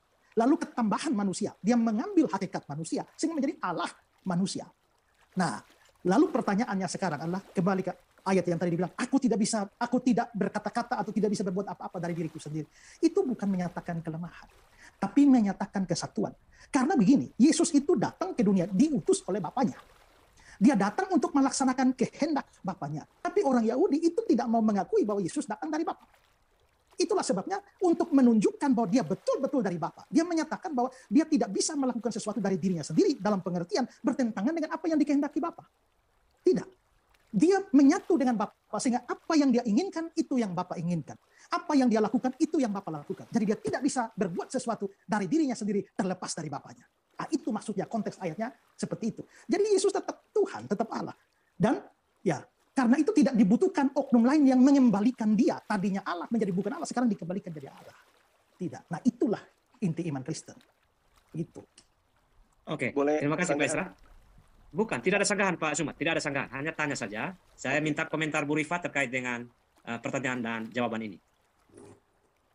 Ya, jadi kalau dari saya pribadi, bentar saya open dulu. Kalau saya pribadi kan pertanyaannya gini nih, Yesus itu kan memang orang Kristen percaya bahwa dia adalah Allah dari semula, tapi kan masalahnya dia di Filipi 2 ayat 6 kan membatasi dirinya. Artinya dia tidak bisa berbuat apa-apa dari dirinya sendiri gitu. Ketika dia sendiri tidak bisa berbuat apa-apa dari dirinya sendiri gitu. Ketika dia menjadi Tuhan lagi atau segala macam gitu, itu bagaimana oknum yang tidak bisa berbuat dari dirinya sendiri ini dianggap sebagai Allah begitu. Itu pertanyaannya yang saya tangkap. Cuman kalau saya pribadi sih lebih ke ini ya, lebih ke makanya itu tadi penting, apakah Yesus ini yang Allahnya yang mana gitu, yang punya kuasa ilahinya yang mana. Dia kan nggak bisa berbuat apa-apa dari dirinya sendiri, bahkan dia makan ikan goreng, dia juga takut ketika ada malaikat, ada keringat-keringat juga. Esensinya benar-benar manusia kan memang 100% human menurut teman-teman Kristen gitu. Tapi kalau 100% humannya kan kita nggak bantahin itu umat Islam, kita percayalah gitu. Tapi yang kita tanyain selama ini kan 100% ilahinya ini di mananya, apanya gitu, karena dia tidak dapat berbuat apa-apa dari dirinya sendiri. Menghidupkan siapa namanya Lazarus gitu, dia juga meminta kepada Bapa kalau nggak salah ya, dan gimana dia mau menjadi Tuhan gitu.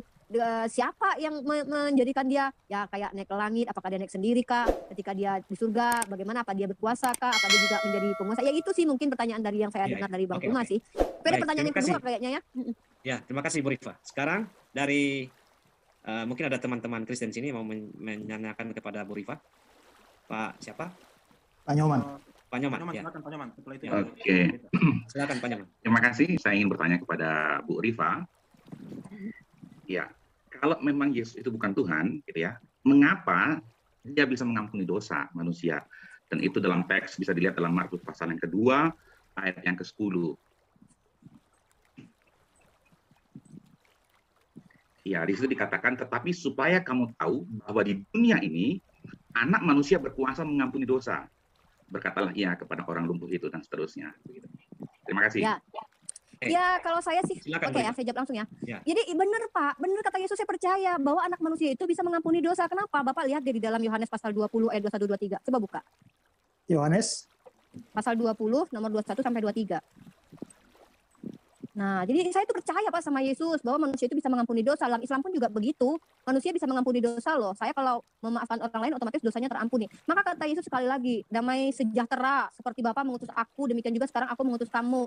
Dan sesudah berkata demikian, dia mengembusi mereka dan berkata, terimalah Roh Kudus. Jikalau kamu mengampuni dosa orang, dosanya diampuni. Dan jikalau kamu menyatakan dosa orang tetap, dosanya tetap ada. Ya bukan cuma Yesus aja, kan murid-muridnya juga bisa mengampuni. Kan nggak mungkin murid-muridnya menjadi Tuhan. Gitu sih Pak yang saya pahami. Terima kasih.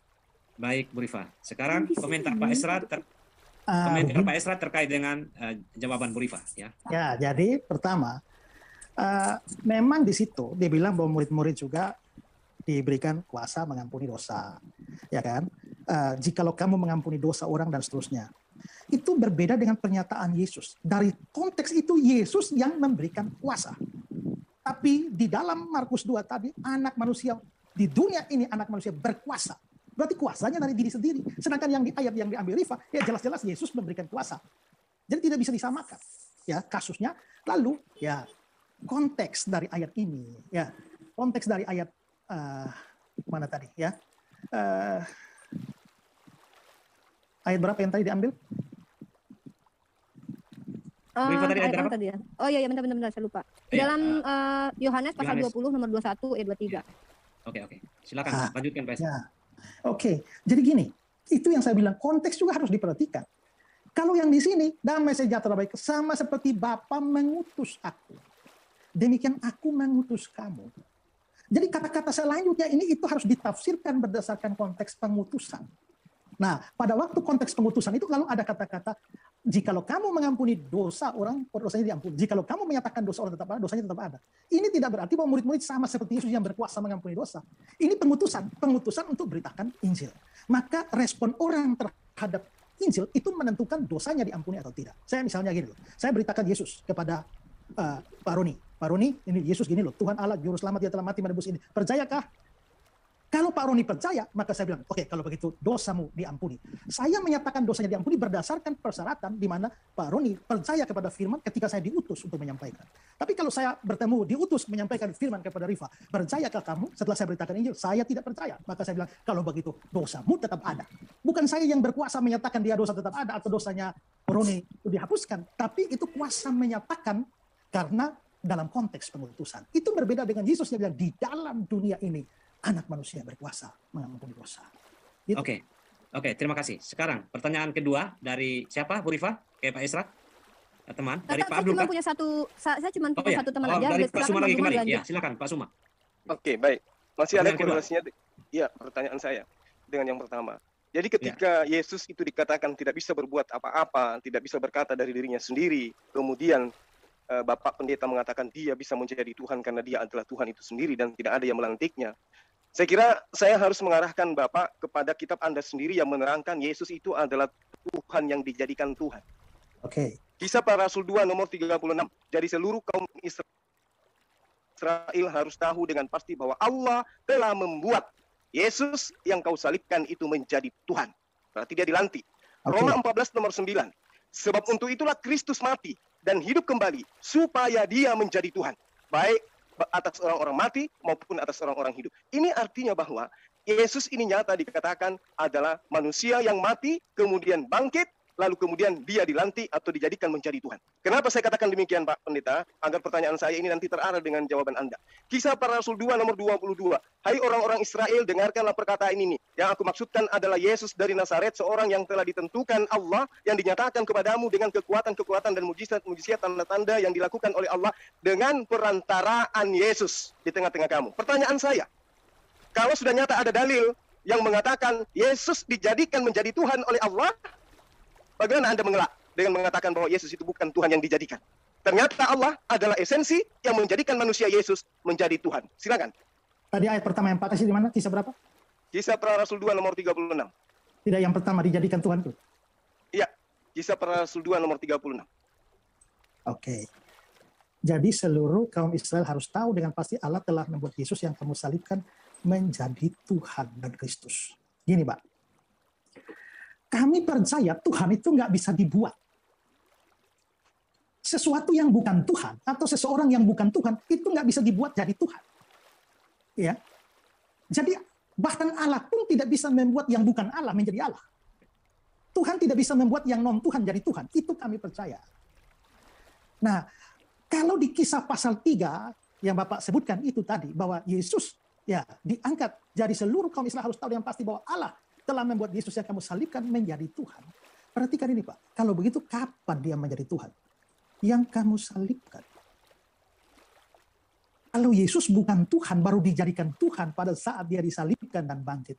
Nah, itu bagaimana dengan Lukas pasal 2 ayat 11. Hari ini telah lahir bagimu juru selamat, yaitu Kristus Tuhan. Berarti dia waktu lahir saja sudah disebut Kristus Tuhan.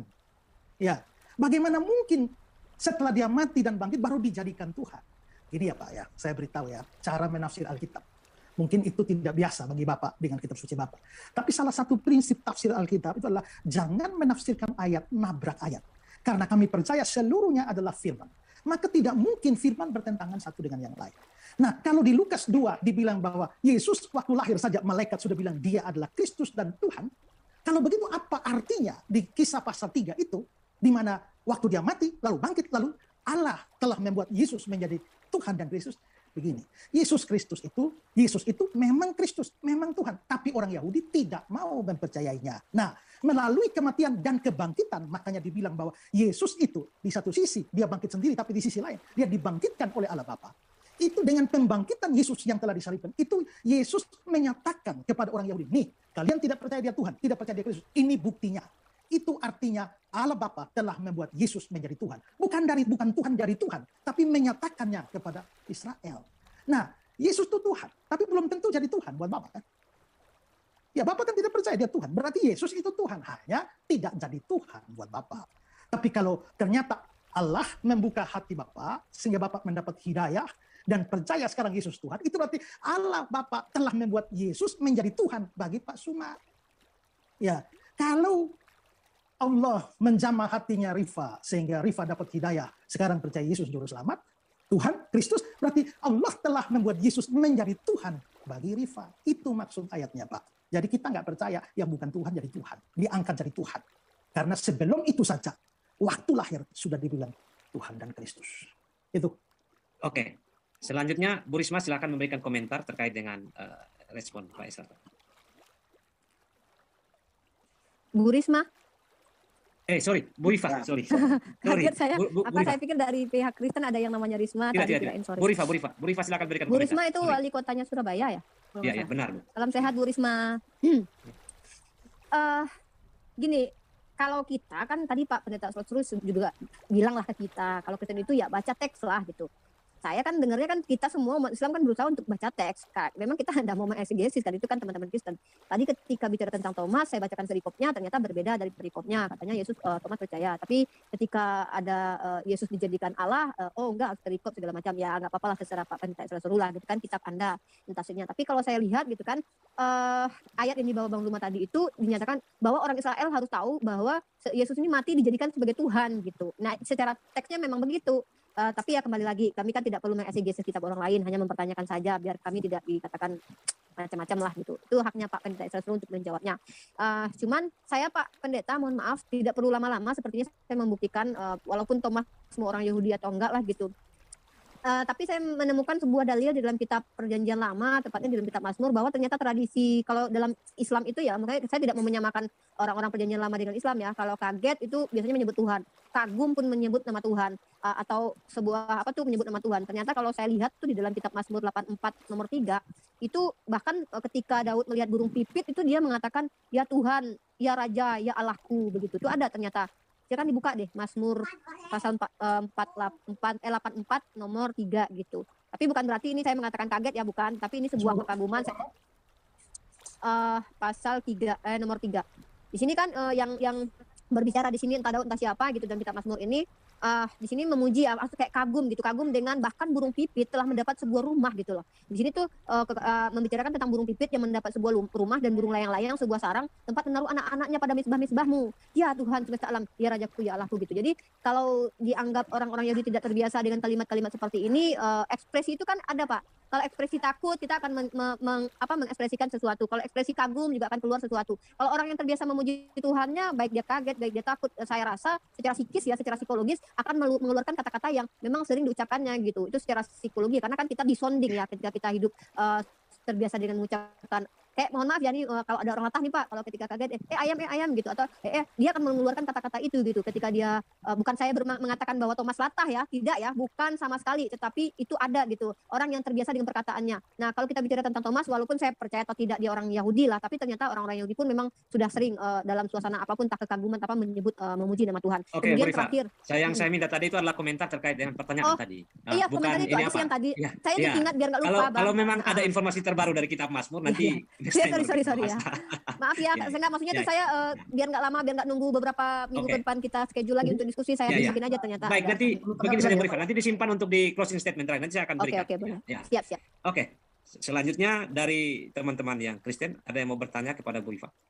Ya, baik. Ada ya Pak Nyoman aja sekali lagi. Beta, Pak Moderator. Oke. Pak Nyoman sekali Salam lagi. kenal ya Pak Nyoman ya, sehat selalu. Oke, salam kenal Bu Rifa. Iya, Pak, bisa salam nggak kenal. dilanjutkan? Saya mau bertanya yang kedua. Bisa nggak tolong dibantu screen di Yesaya pasal yang ke-9 ayat yang ke-5. Yesaya 9. Ya. Iya, Yesaya 9 ayat yang ke-5. Ya, di situ dikatakan sebab seorang anak telah lahir untuk kita, seorang putra telah diberikan untuk kita, lambang pemerintahan ada di atas bahunya, dan namanya disebutkan orang, penasihat ajaib, Allah yang perkasa, Bapa yang kekal, Raja damai. Dan ini nubuatan tentang kelahiran Kristus, dan dalam nubuatannya pun sudah disebutkan gelarnya itu adalah Allah yang perkasa. Dan kalau Yesus bukan Tuhan, bagaimana di sini bisa disebutkan Allah yang perkasa? Seperti itu. Tolong dijawab. Oke, terima kasih Oke, buat Pak silakan, Bu Norman. Kita kalau bicara tentang ini sering sekali dibawa teman-teman Kristen sebagai nubuatan buat Yesus. Cuman timbul pertanyaan sih Pak, kalau memang ini nubuatan dari Yesus. Yang pertama, Yesus tidak pernah dipanggil Immanuel di dalam PB. Justru dia dikasih nama malaikat Yesus gitu. Harusnya kan dia dipanggil dikasih nama Immanuel gitu kan. Kemudian juga sebab seorang anak telah lahir. Nah, Pak, kalau kita bicara tentang yang telah terjadi, yang belum terjadi, itu kan sebab anak telah lahir. Di situ sudah dikatakan anak itu telah lahir gitu kan. Kan dikatakan begitu, sebab seorang anak telah lahir untuk kita, seorang putra telah diberikan untuk kita. Lambang pemerintahan ada di atas bahunya. Nih, lambang pemerintahan. Mohon maaf, Pak. Secara di duniawi saja Yesus itu jangankan menjadi raja, Pak, menjadi ketua kelompoknya aja, maksudnya teman-temannya aja masih dikhianati sama 2 orang itu. Mesti Petrus menyangkal dia, Yudas mengkhianati dia, apalagi jadi raja gitu. Jadi kalau bicara tentang lambang pemerintahan ya itu masih ambigu ya, lambang apa, dia nggak pernah memerintah di dunia. Namanya disebut orang penasihat ajaib. Ini juga ada tanda koma di sini. Penasihat ajaib, Allah yang perkasa, Bapa kekal, Raja damai, gitu kan tanda koma nih. Kalau secara literal kita juga dimaknai seperti itu kan. Dia kan penasihatnya ajaib, Allah yang perkasa, Bapa yang kekal, Raja yang damai, kan bisa jadi begitu juga. Atau kalau dikatakan ini Immanuel ya, ini yang Immanuel bukan? Raja damai ini, Raja damai. Nah, saya lebih tertarik dengan pernyataan Yesus deh Pak, kalau Bapak mengakui bahwa dia Raja damai, bahwa Yesus sendiri mengatakan, nah nih ya, aku lebih sanggah pakai, aku dari tadi itu sanggahnya pakai kata Yesus aja lah gitu ya. Ini bukan Immanuel ya, kupikir Immanuel. Oke, ini Raja damai ya. Nah, Bapak baca di Matius pasal 10:34. Jadi biarkan Yesus yang menjawab, jangan aku yang berasumsi tentang Yesus. Biarkan Yesus the Lord yang menjawabnya ya. Kalau memang dia Raja damai, kalau memang ini untuk dia gitu. Silakan dibaca di Matius. Jangan kamu menyangka bahwa aku datang untuk membawa damai di bumi ini, di atas bumi. Aku datang bukan untuk membawa damai melainkan pedang. Jadi kalau dia dikatakan sebagai Raja damai ya dia sendiri membantahnya gitu. Sama seperti tadi dia disebut Allah, dia aja membantahnya. Jangankan jadi Allah, jadi baik aja dia nggak mau gitu. Jadi aku percaya sama Yesus deh gitu. Oke, cukup Bu Rifa? Cukup. Oke, terima kasih. Selanjutnya Pak Esra silakan memberikan komentar. Di Yesaya 9 ayat yang ke-5 itu ya. Nah, tadi Rifa persoalkan beberapa hal. Ini kok telah lahir. Ini dalam kitab Yesaya. Kalau dalam kitab Yesaya ini artinya 700-an tahun sebelum Yesus lahir. Mestinya kalimatnya bilang sebab seorang anak akan lahir. Ya, mestinya begitu. Tapi ini bilang telah lahir. Ya, artinya telah lahir mestinya telah lahir dalam zaman Yesaya dong. Ini perlu dipahami dalam tradisi Yahudi. Kalau saya bilang tradisi Yahudi, ya saya yang bilang, ya saya yang membuktikan lah. Orang Yahudi kalau mengatakan, kadang-kadang menyatakan sesuatu yang pasti terjadi. Mereka menyebutnya telah terjadi. Nah, Yesaya ini kan dalam nubuatan, Yesaya telah melihat. Jadi dalam pandangan Yesaya, anak itu telah lahir dalam pandangan dia. Makanya dia disebut telah lahir. Dan juga tradisi Yahudi, kalau sesuatu pasti terjadi, tidak ada kemungkinan tidak terjadi, mereka menyebutnya sesuatu yang akan terjadi itu sebagai telah atau sudah. Nah, untuk menunjukkan bahwa ini memang adalah tradisi Yahudi, ya saya contoh ya, Yohanes 8.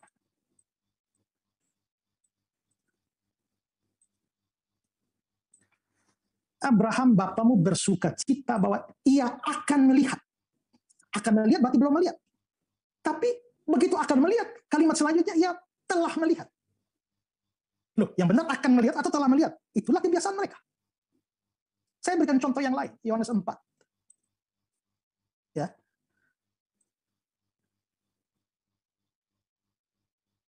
Tapi saatnya akan datang. Ya akan datang. Berarti kan belum datang. Tapi sudah tiba. Itu menunjukkan bahwa memang tradisi Yahudi itu kalau mereka ngomong sesuatu yang tidak ada kemungkinan tidak terjadi. Kadang-kadang mereka memakai bentuk past ya, dan bukan bentuk future. Karena itulah maka Yesaya 9 ayat 5 itu nubuatan tentang Yesus saking pastinya. Maka anak itu disebut telah lahir. Itu pertama. Kedua, kalau Rifa bilang itu kan ada penasihat ajaib, ada koma, Allah yang perkasa. Saya nggak tahu maksudnya Rifa apa, tapi apakah Rifa bermaksud bahwa itu Yesus itu adalah penasihat dari Allah yang perkasa? Loh, Allah masa butuh penasihat? Masa Allah yang perkasa butuh penasihat? Tidak.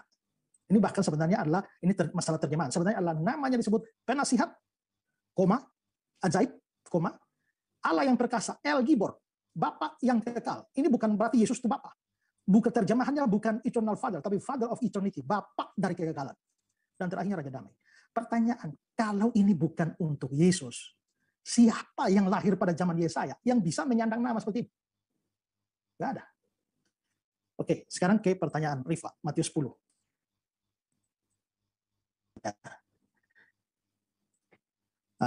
Mana? Tentang yang damai tadi. Ya, ayat 34. Jangan kamu menyangka aku datang membawa damai di atas bumi. Aku datang bukan untuk membawa damai, melainkan pedang. Ini, Rifa mengatakan bahwa ya saya kan hanya pakai kata-kata Yesus. Yes, memang kata-kata Yesus. Tapi kata-kata Yesus itu maksudnya apa? Itu yang Rifa tidak paham. Lagi-lagi konteks. Tadi Rifa bilang lu di Yohanes Thomas dia pakai konteks. Saya juga jelaskan dari konteks kok. Ya. Tapi sekarang kalau kita lihat ke sini loh. Yesus memilih ke-12 muridnya, memberi kuasa pada mereka untuk mengusir roh jahat dan seterusnya. Ini nama-nama rasul. Dia memanggil 12 murid lalu mengutus mereka. Ya. Mengutus mereka. Tahu dari mana? Itu diutus. Ya, ini. Pergilah, beritakanlah kerajaan surga sudah dekat. Semua yang disebut ini itu dalam konteks pengutusan. Nah, karena itu ayat 34 itu juga harus dipahami berdasarkan konteks pengutusan. Jadi pada waktu kamu diutus, kamu kan membawa kabar tentang Yesus. Nah, pada waktu kamu membawa kabar tentang Yesus, orang akan ada dua respon. Misalnya saya beritakan Injil kepada Rifa. Rifa, maukah percaya Yesus? Sedangkan Rifa, semua lingkungannya Islam. Pada waktu Rifa, ya saya percaya Yesus. Maka kira-kira apa responnya suaminya Rifa? Apa respon anak-anak? Apa respon tetangga? Apa respon semua? Semua menjadi benci dia. Tadinya damai-damai saja sebelum ada pemberitaan tentang Yesus. Begitu ada pemberitaan tentang Yesus, langsung orang benci. Itulah sebabnya ayat 35. Sebab aku datang memisahkan orang dari ayahnya. Kenapa? Karena orangnya percaya Yesus, yang diberitakan murid-murid, ayahnya tidak. Anak perempuan dari ibunya, karena anak perempuannya percaya Yesus, ibunya tidak. Menantu perempuan dari ibu mertua, karena menantu percaya Yesus, terima Yesus, tidak. Maka akibat dari pemberitaan tentang Yesus, musuh orang ialah orang-orang seisi rumah. Kenapa saling memusuhi? Karena sebelumnya damai-damai saja, karena Yesus belum beritakan. Begitu saya beritakan Yesus, lalu ada yang percaya, muncullah permusuhan. Itu menafsirnya. Jadi itu harus dipahami. Jadi bukan hanya soal Yesus yang bilang, tapi apa maksud Yesus. Itu kira-kira begitu penjelasan. Saya beri penjelasan pada Rifa. Semoga Rifa tidak kejang-kejang. Oke, kita akan sampai di akhir. Oke. Ya. Jadi saya akan mengakhiri ini dan memberi kesempatan kepada Bu Rifa 5 menit untuk closing statement. Oke. Akhir ke Pak Esa. Silakan Bu Rifa. Ya, semoga Pak Esta nggak kejang ya. Terima kasih buat diskusi santai kita yang ya saya berharapnya kita bukan pertama kali ini ya Pak, Bapak tidak kapok menjawab pertanyaan seorang mahasiswi PAI yang ingin tahu banyak hal. Terima kasih buat Pak Pendeta sebelumnya. By the way, kita bicara tentang apakah Yesus Allah. Ternyata salah satu ayat yang digunakan bahwa Yesus Allah berdasarkan Thomas yang kaget. Maka Yesus adalah Allah berdasarkan kekagetan Thomas. Walaupun saya juga buktikan ternyata di dalam kitab Mazmur tadi orang Yahudi terbiasa, ya Allah ya Tuhan ya Raja yang kekal itu sudah biasa. Bahkan ada burung pipit di dalam rumahmu ya Tuhan, ya Allahku, itu hal yang biasa. Kekaguman, kaget, itu biasa mengucapkan perkataan-perkataan begitu. Walaupun saya tidak tahu Thomas ini kebangsaannya apa gitu ya. Nah, kemudian yang menariknya juga di sini saya belum mendapatkan jawaban. Yang Allah dari Yesus itu apa? Mungkin Pak Esa mungkin menjawab kapan. Jangan di TikTok nanti Pak, dijawab sendiri nanti nggak enak, nggak bisa saya tanggapi. Mendingan begini gitu ya. Kalau nanti dijawab sendiri di TikTok saya gimana? Masa mau nge-state nanti di take down lagi TikTok saya. Jadi artinya saya ingin tahu yang Allah dari Yesus itu apa. Kemudian teman saya juga sudah mempertanyakan Yesus katanya yang adalah Allah bahkan tidak mampu berbuat apa-apa dari dirinya sendiri. Dan saya juga mengatakan bahwa ini nih, saya mengatakan Yesus itu dia tidak rela dipanggil Allah, karena jangankan dipanggil Allah, dipanggil baik aja dia nggak mau. Dan saya juga mau mengingatkan Pak Pendeta Esra Soru, Paulus itu mengajarkan hanya satu Allah. Silakan dibuka 1 Korintus pasal ke-8 nomor 6. Silakan dibuka dulu. Ya. Jadi saya mengutip kata Yesus, mengutip kata Paulus lagi ini sebagai Rasul dalam imannya Pak Pendeta. Ya terserahlah mana yang dipercaya, mau Thomas, mau Paulus. Nah, namun bagi kita hanya ada satu Allah saja, yaitu Bapa, yang daripadanya berasal segala sesuatu, dan yang untuk dia kita hidup. Dan satu Tuhan saja, atau kurios ya, yaitu Yesus Kristus, yang olehnya segala sesuatu telah dijadikan, dan karenanya dia kita hidup. Nah, berarti Allah ini hanya satu menurut Paulus. Tapi ya terserahlah Pak Pendeta, kan kekagetan Thomas menjadikan Yesus sebagai Allah juga nggak masalah sih bagi saya. Kemudian Pak Pendeta tadi bilang, masa Allah butuh penasehat? Loh Bapak nggak baca sih di kitab Keluaran pasal ke-32 nomor 11, silakan dibuka. Itu Musa menasehati Tuhan loh Pak. Silakan, Keluaran pasal ke-32 nomor 11. Jadi Tuhannya Bani Israel itu memang butuh penasehat, karena memang Musa pernah menasehati Tuhannya Bani Israel. Israel. Kalau kita lihat di Keluaran pasal 32 nomor 11. Nah, lalu Musa mencoba melunakkan hati Tuhan, Allahnya, dengan berkata, "Mengapakah Tuhan kamu bangkit terhadap umatmu yang telah kau bawa keluar dari tanah Mesir dengan kekuatan yang besar dan dengan bla bla bla," gitu. Jadi kalau dibilang Tuhan nggak butuh penasehat, justru Musa menasehati Tuhan gitu, memberi masukan kepada Tuhan begitu. Jangan gitulah Tuhan, yang kejam-kejam kali kalau begitu ya. Terus kemudian tadi kita menggunakan Yesaya pasal ke-9 ayat ke-5 gitu. Dia adalah yang perkasa. Loh, gimana mau dikatakan perkasa? Pak Yesus kan mati di tiang salib. Jangankan menghadapi keperkasaan, menunjukkan keperkasaannya sebagai Tuhan, menghadapi hansip Romawi pun dia tidak sanggup. Kemudian apalagi sebagai penasehat Allah yang perkasa. Kemudian apa tadi, kekal ya? Enggak Pak, Yesus enggak kekal. Yesus itu pernah mati. Bapak enggak pernah mati. Bapak memang benar kekal. Tapi kalau Yesus itu pernah mati, itu tidak bisa dikatakan kekal yang pernah mati. Kemudian apalagi tadi tuh, Raja damai. yang terakhir Raja Damai. Nah, kalau Raja Damai kan saya enggak usah jawab lah. Saya serahkan kepada Yesus untuk menjawab. Karena juga begini, secara pernyataan Yesus katakan itu, implementasinya pun juga begitu. Kenapa saya katakan? Ini Allah menurut teman-teman Kristen sudah turun ke dunia menjadi manusia. Kalau memang dia ada manfaatnya untuk turun ke dunia, justru gara-gara dialah dari zaman dia muncul kita berdebat, jangankan dari Muslim Yahudi, secara internal Kristen pun juga gara-gara siapa dia, apa berdebatnya? Arius, Athanasius, ada ini, ada Wones, ada segala macam yang dikatakan bidat segala macam gitu. Berarti di mana mau dikatakan kedamaian apa yang didapat setelah dia muncul? Padahal ini Tuhan loh udah turun jadi manusia, tinggal di hadapan kita. Ya minimal apa gitu manfaatnya buat dunia gitu, minimal gitu. Misalkannya apa gitu ya. Karena kita kalau bicara tentang sejarah kekristenan sendiri, wah ngeri kalau kita bahas itu, emang jauh sih bahasan itu dari kita. Tapi ya damainya tuh apa gitu di dunia gitu. Apa memang di dunia nggak bisa damai? Karena kan 1 menit lagi Bu Rifa ya.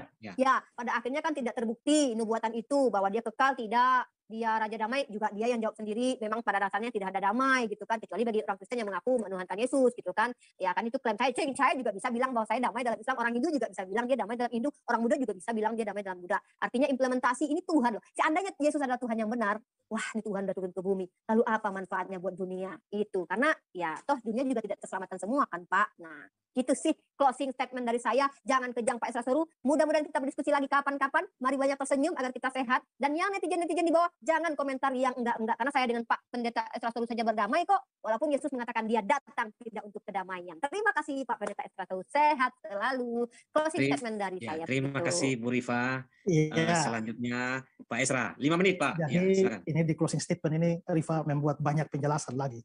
Jadi ya oke lah. Tadi soal yang dia kutip dari Mazmur bahwa itu pemazmur lihat burung pipit lalu lihat Tuhan Allah, itu tidak relevan. Kenapa? Itu bukan ungkapan kekagetan. Ya, saya singkat saja. Kedua yang dibilang bahwa Musa menasihati Tuhan, begini. Rifa perlu belajar sesuatu dalam teologi Kristen namanya bahasa antropomorfisme. Ya, nah itu bahasa itu misalnya menyesal Allah. Allah kok bisa menyesal? Ya. Nah, tapi bagian lain yang mulia dari Israel tidak menyesal. Tuhan itu kan maha hadir. Tapi kok bisa bilang, lalu Tuhan turun, Tuhan naik. Berpikirlah Tuhan, aku harus memberitahukan kepadanya atau tidak? Nah itu semua namanya bahasa antropomorfis. Nah Rifa mungkin tidak mengerti itu, sehingga lalu akhirnya menganggap bahwa betul-betul Tuhan butuh penasihat.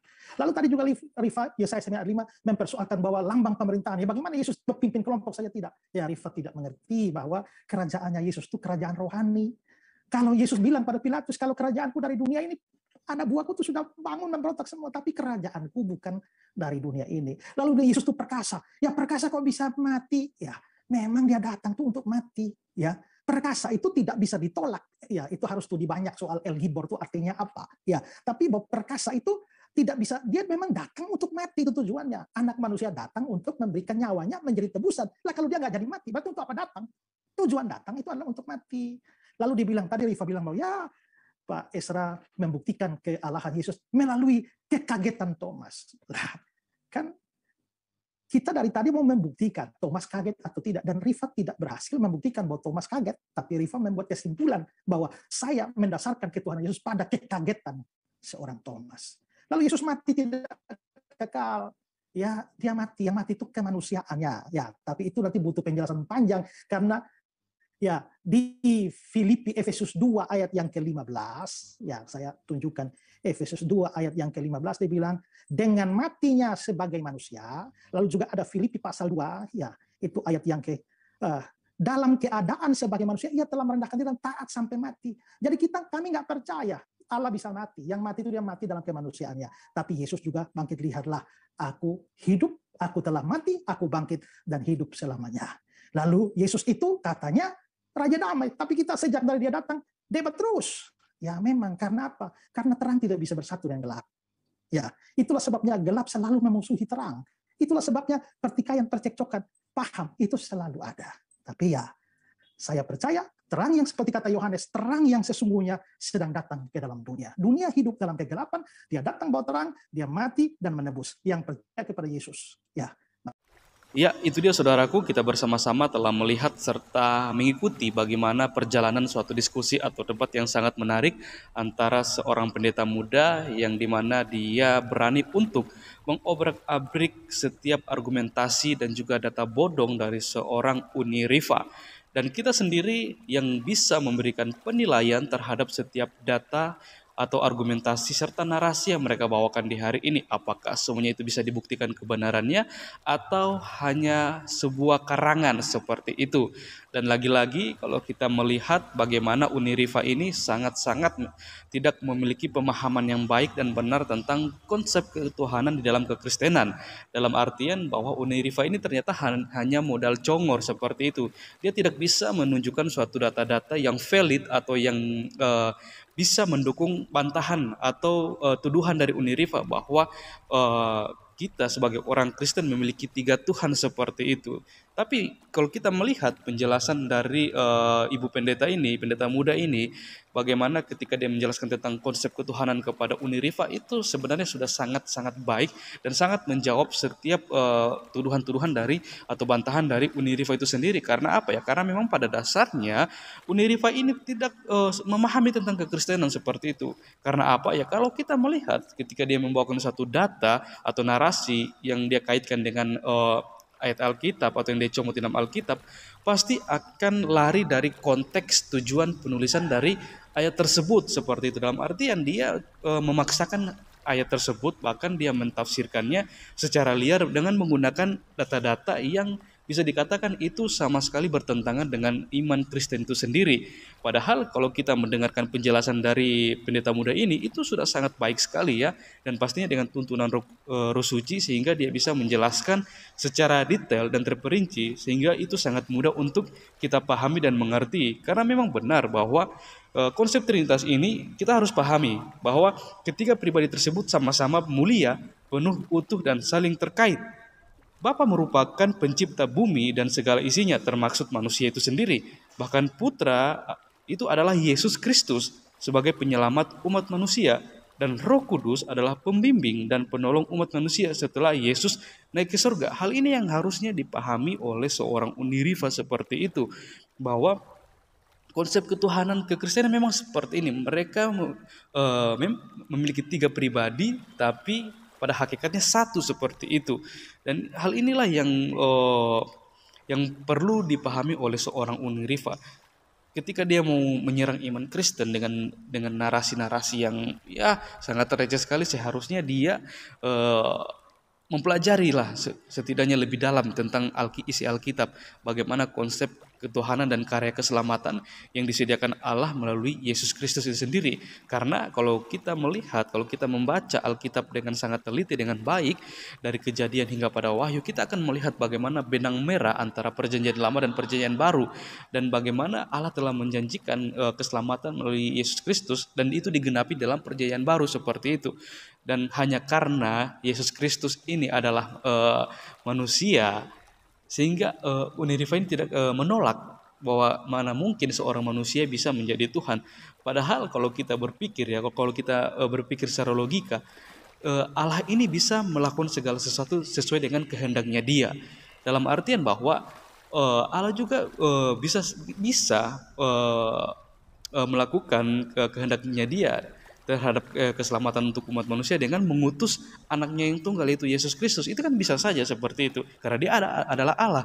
Dia sanggup melakukan segala sesuatu yang tidak mungkin bagi kita manusia, tapi semuanya itu mungkin bagi Dia. Sangat disayangkan ya, karena kalau kita melihat di zaman sekarang ini, begitu banyak orang di luar sana, termasuk Uni Rifa mungkin ya, mereka berbondong-bondong berusaha untuk menjadi sama seperti Tuhan. Tapi ingat, hanya ada satu Tuhan yang mau menjadi manusia, yaitu Yesus Kristus, yang dimana Dia yang adalah manusia tapi juga 100% Tuhan, mau merelakan, mengorbankan dirinya untuk menebus kita manusia yang berdosa ini. Dan kita berdoa untuk Uni Rifa, kiranya melalui diskusi ini, dia bisa bertobat, bahkan dia juga bisa mengalami perjumpaan pribadi dengan Yesus Kristus, sehingga dia boleh melihat bahwa keselamatan yang kekal dan sejati hanya didapati di dalam Yesus Kristus itu sendiri. Oke teman-teman, mungkin sekian video atau diskusi di hari ini. Sampai berjumpa di video-video kita yang selanjutnya, dan saya berharap untuk kita terus bisa mendukung, berdoa untuk teman-teman para apologet Kristus dimanapun mereka berada, supaya mereka boleh terus dikuatkan dan dipakai Tuhan secara luar biasa untuk memberitakan kabar baik, kabar sukacita kepada semua orang, sehingga kabar ini tersiar sampai ke ujung-ujung bumi. Oke, mungkin sekian video dari sini, sampai bertemu di video-video selanjutnya. Kiranya Tuhan Yesus memberkati kita semua.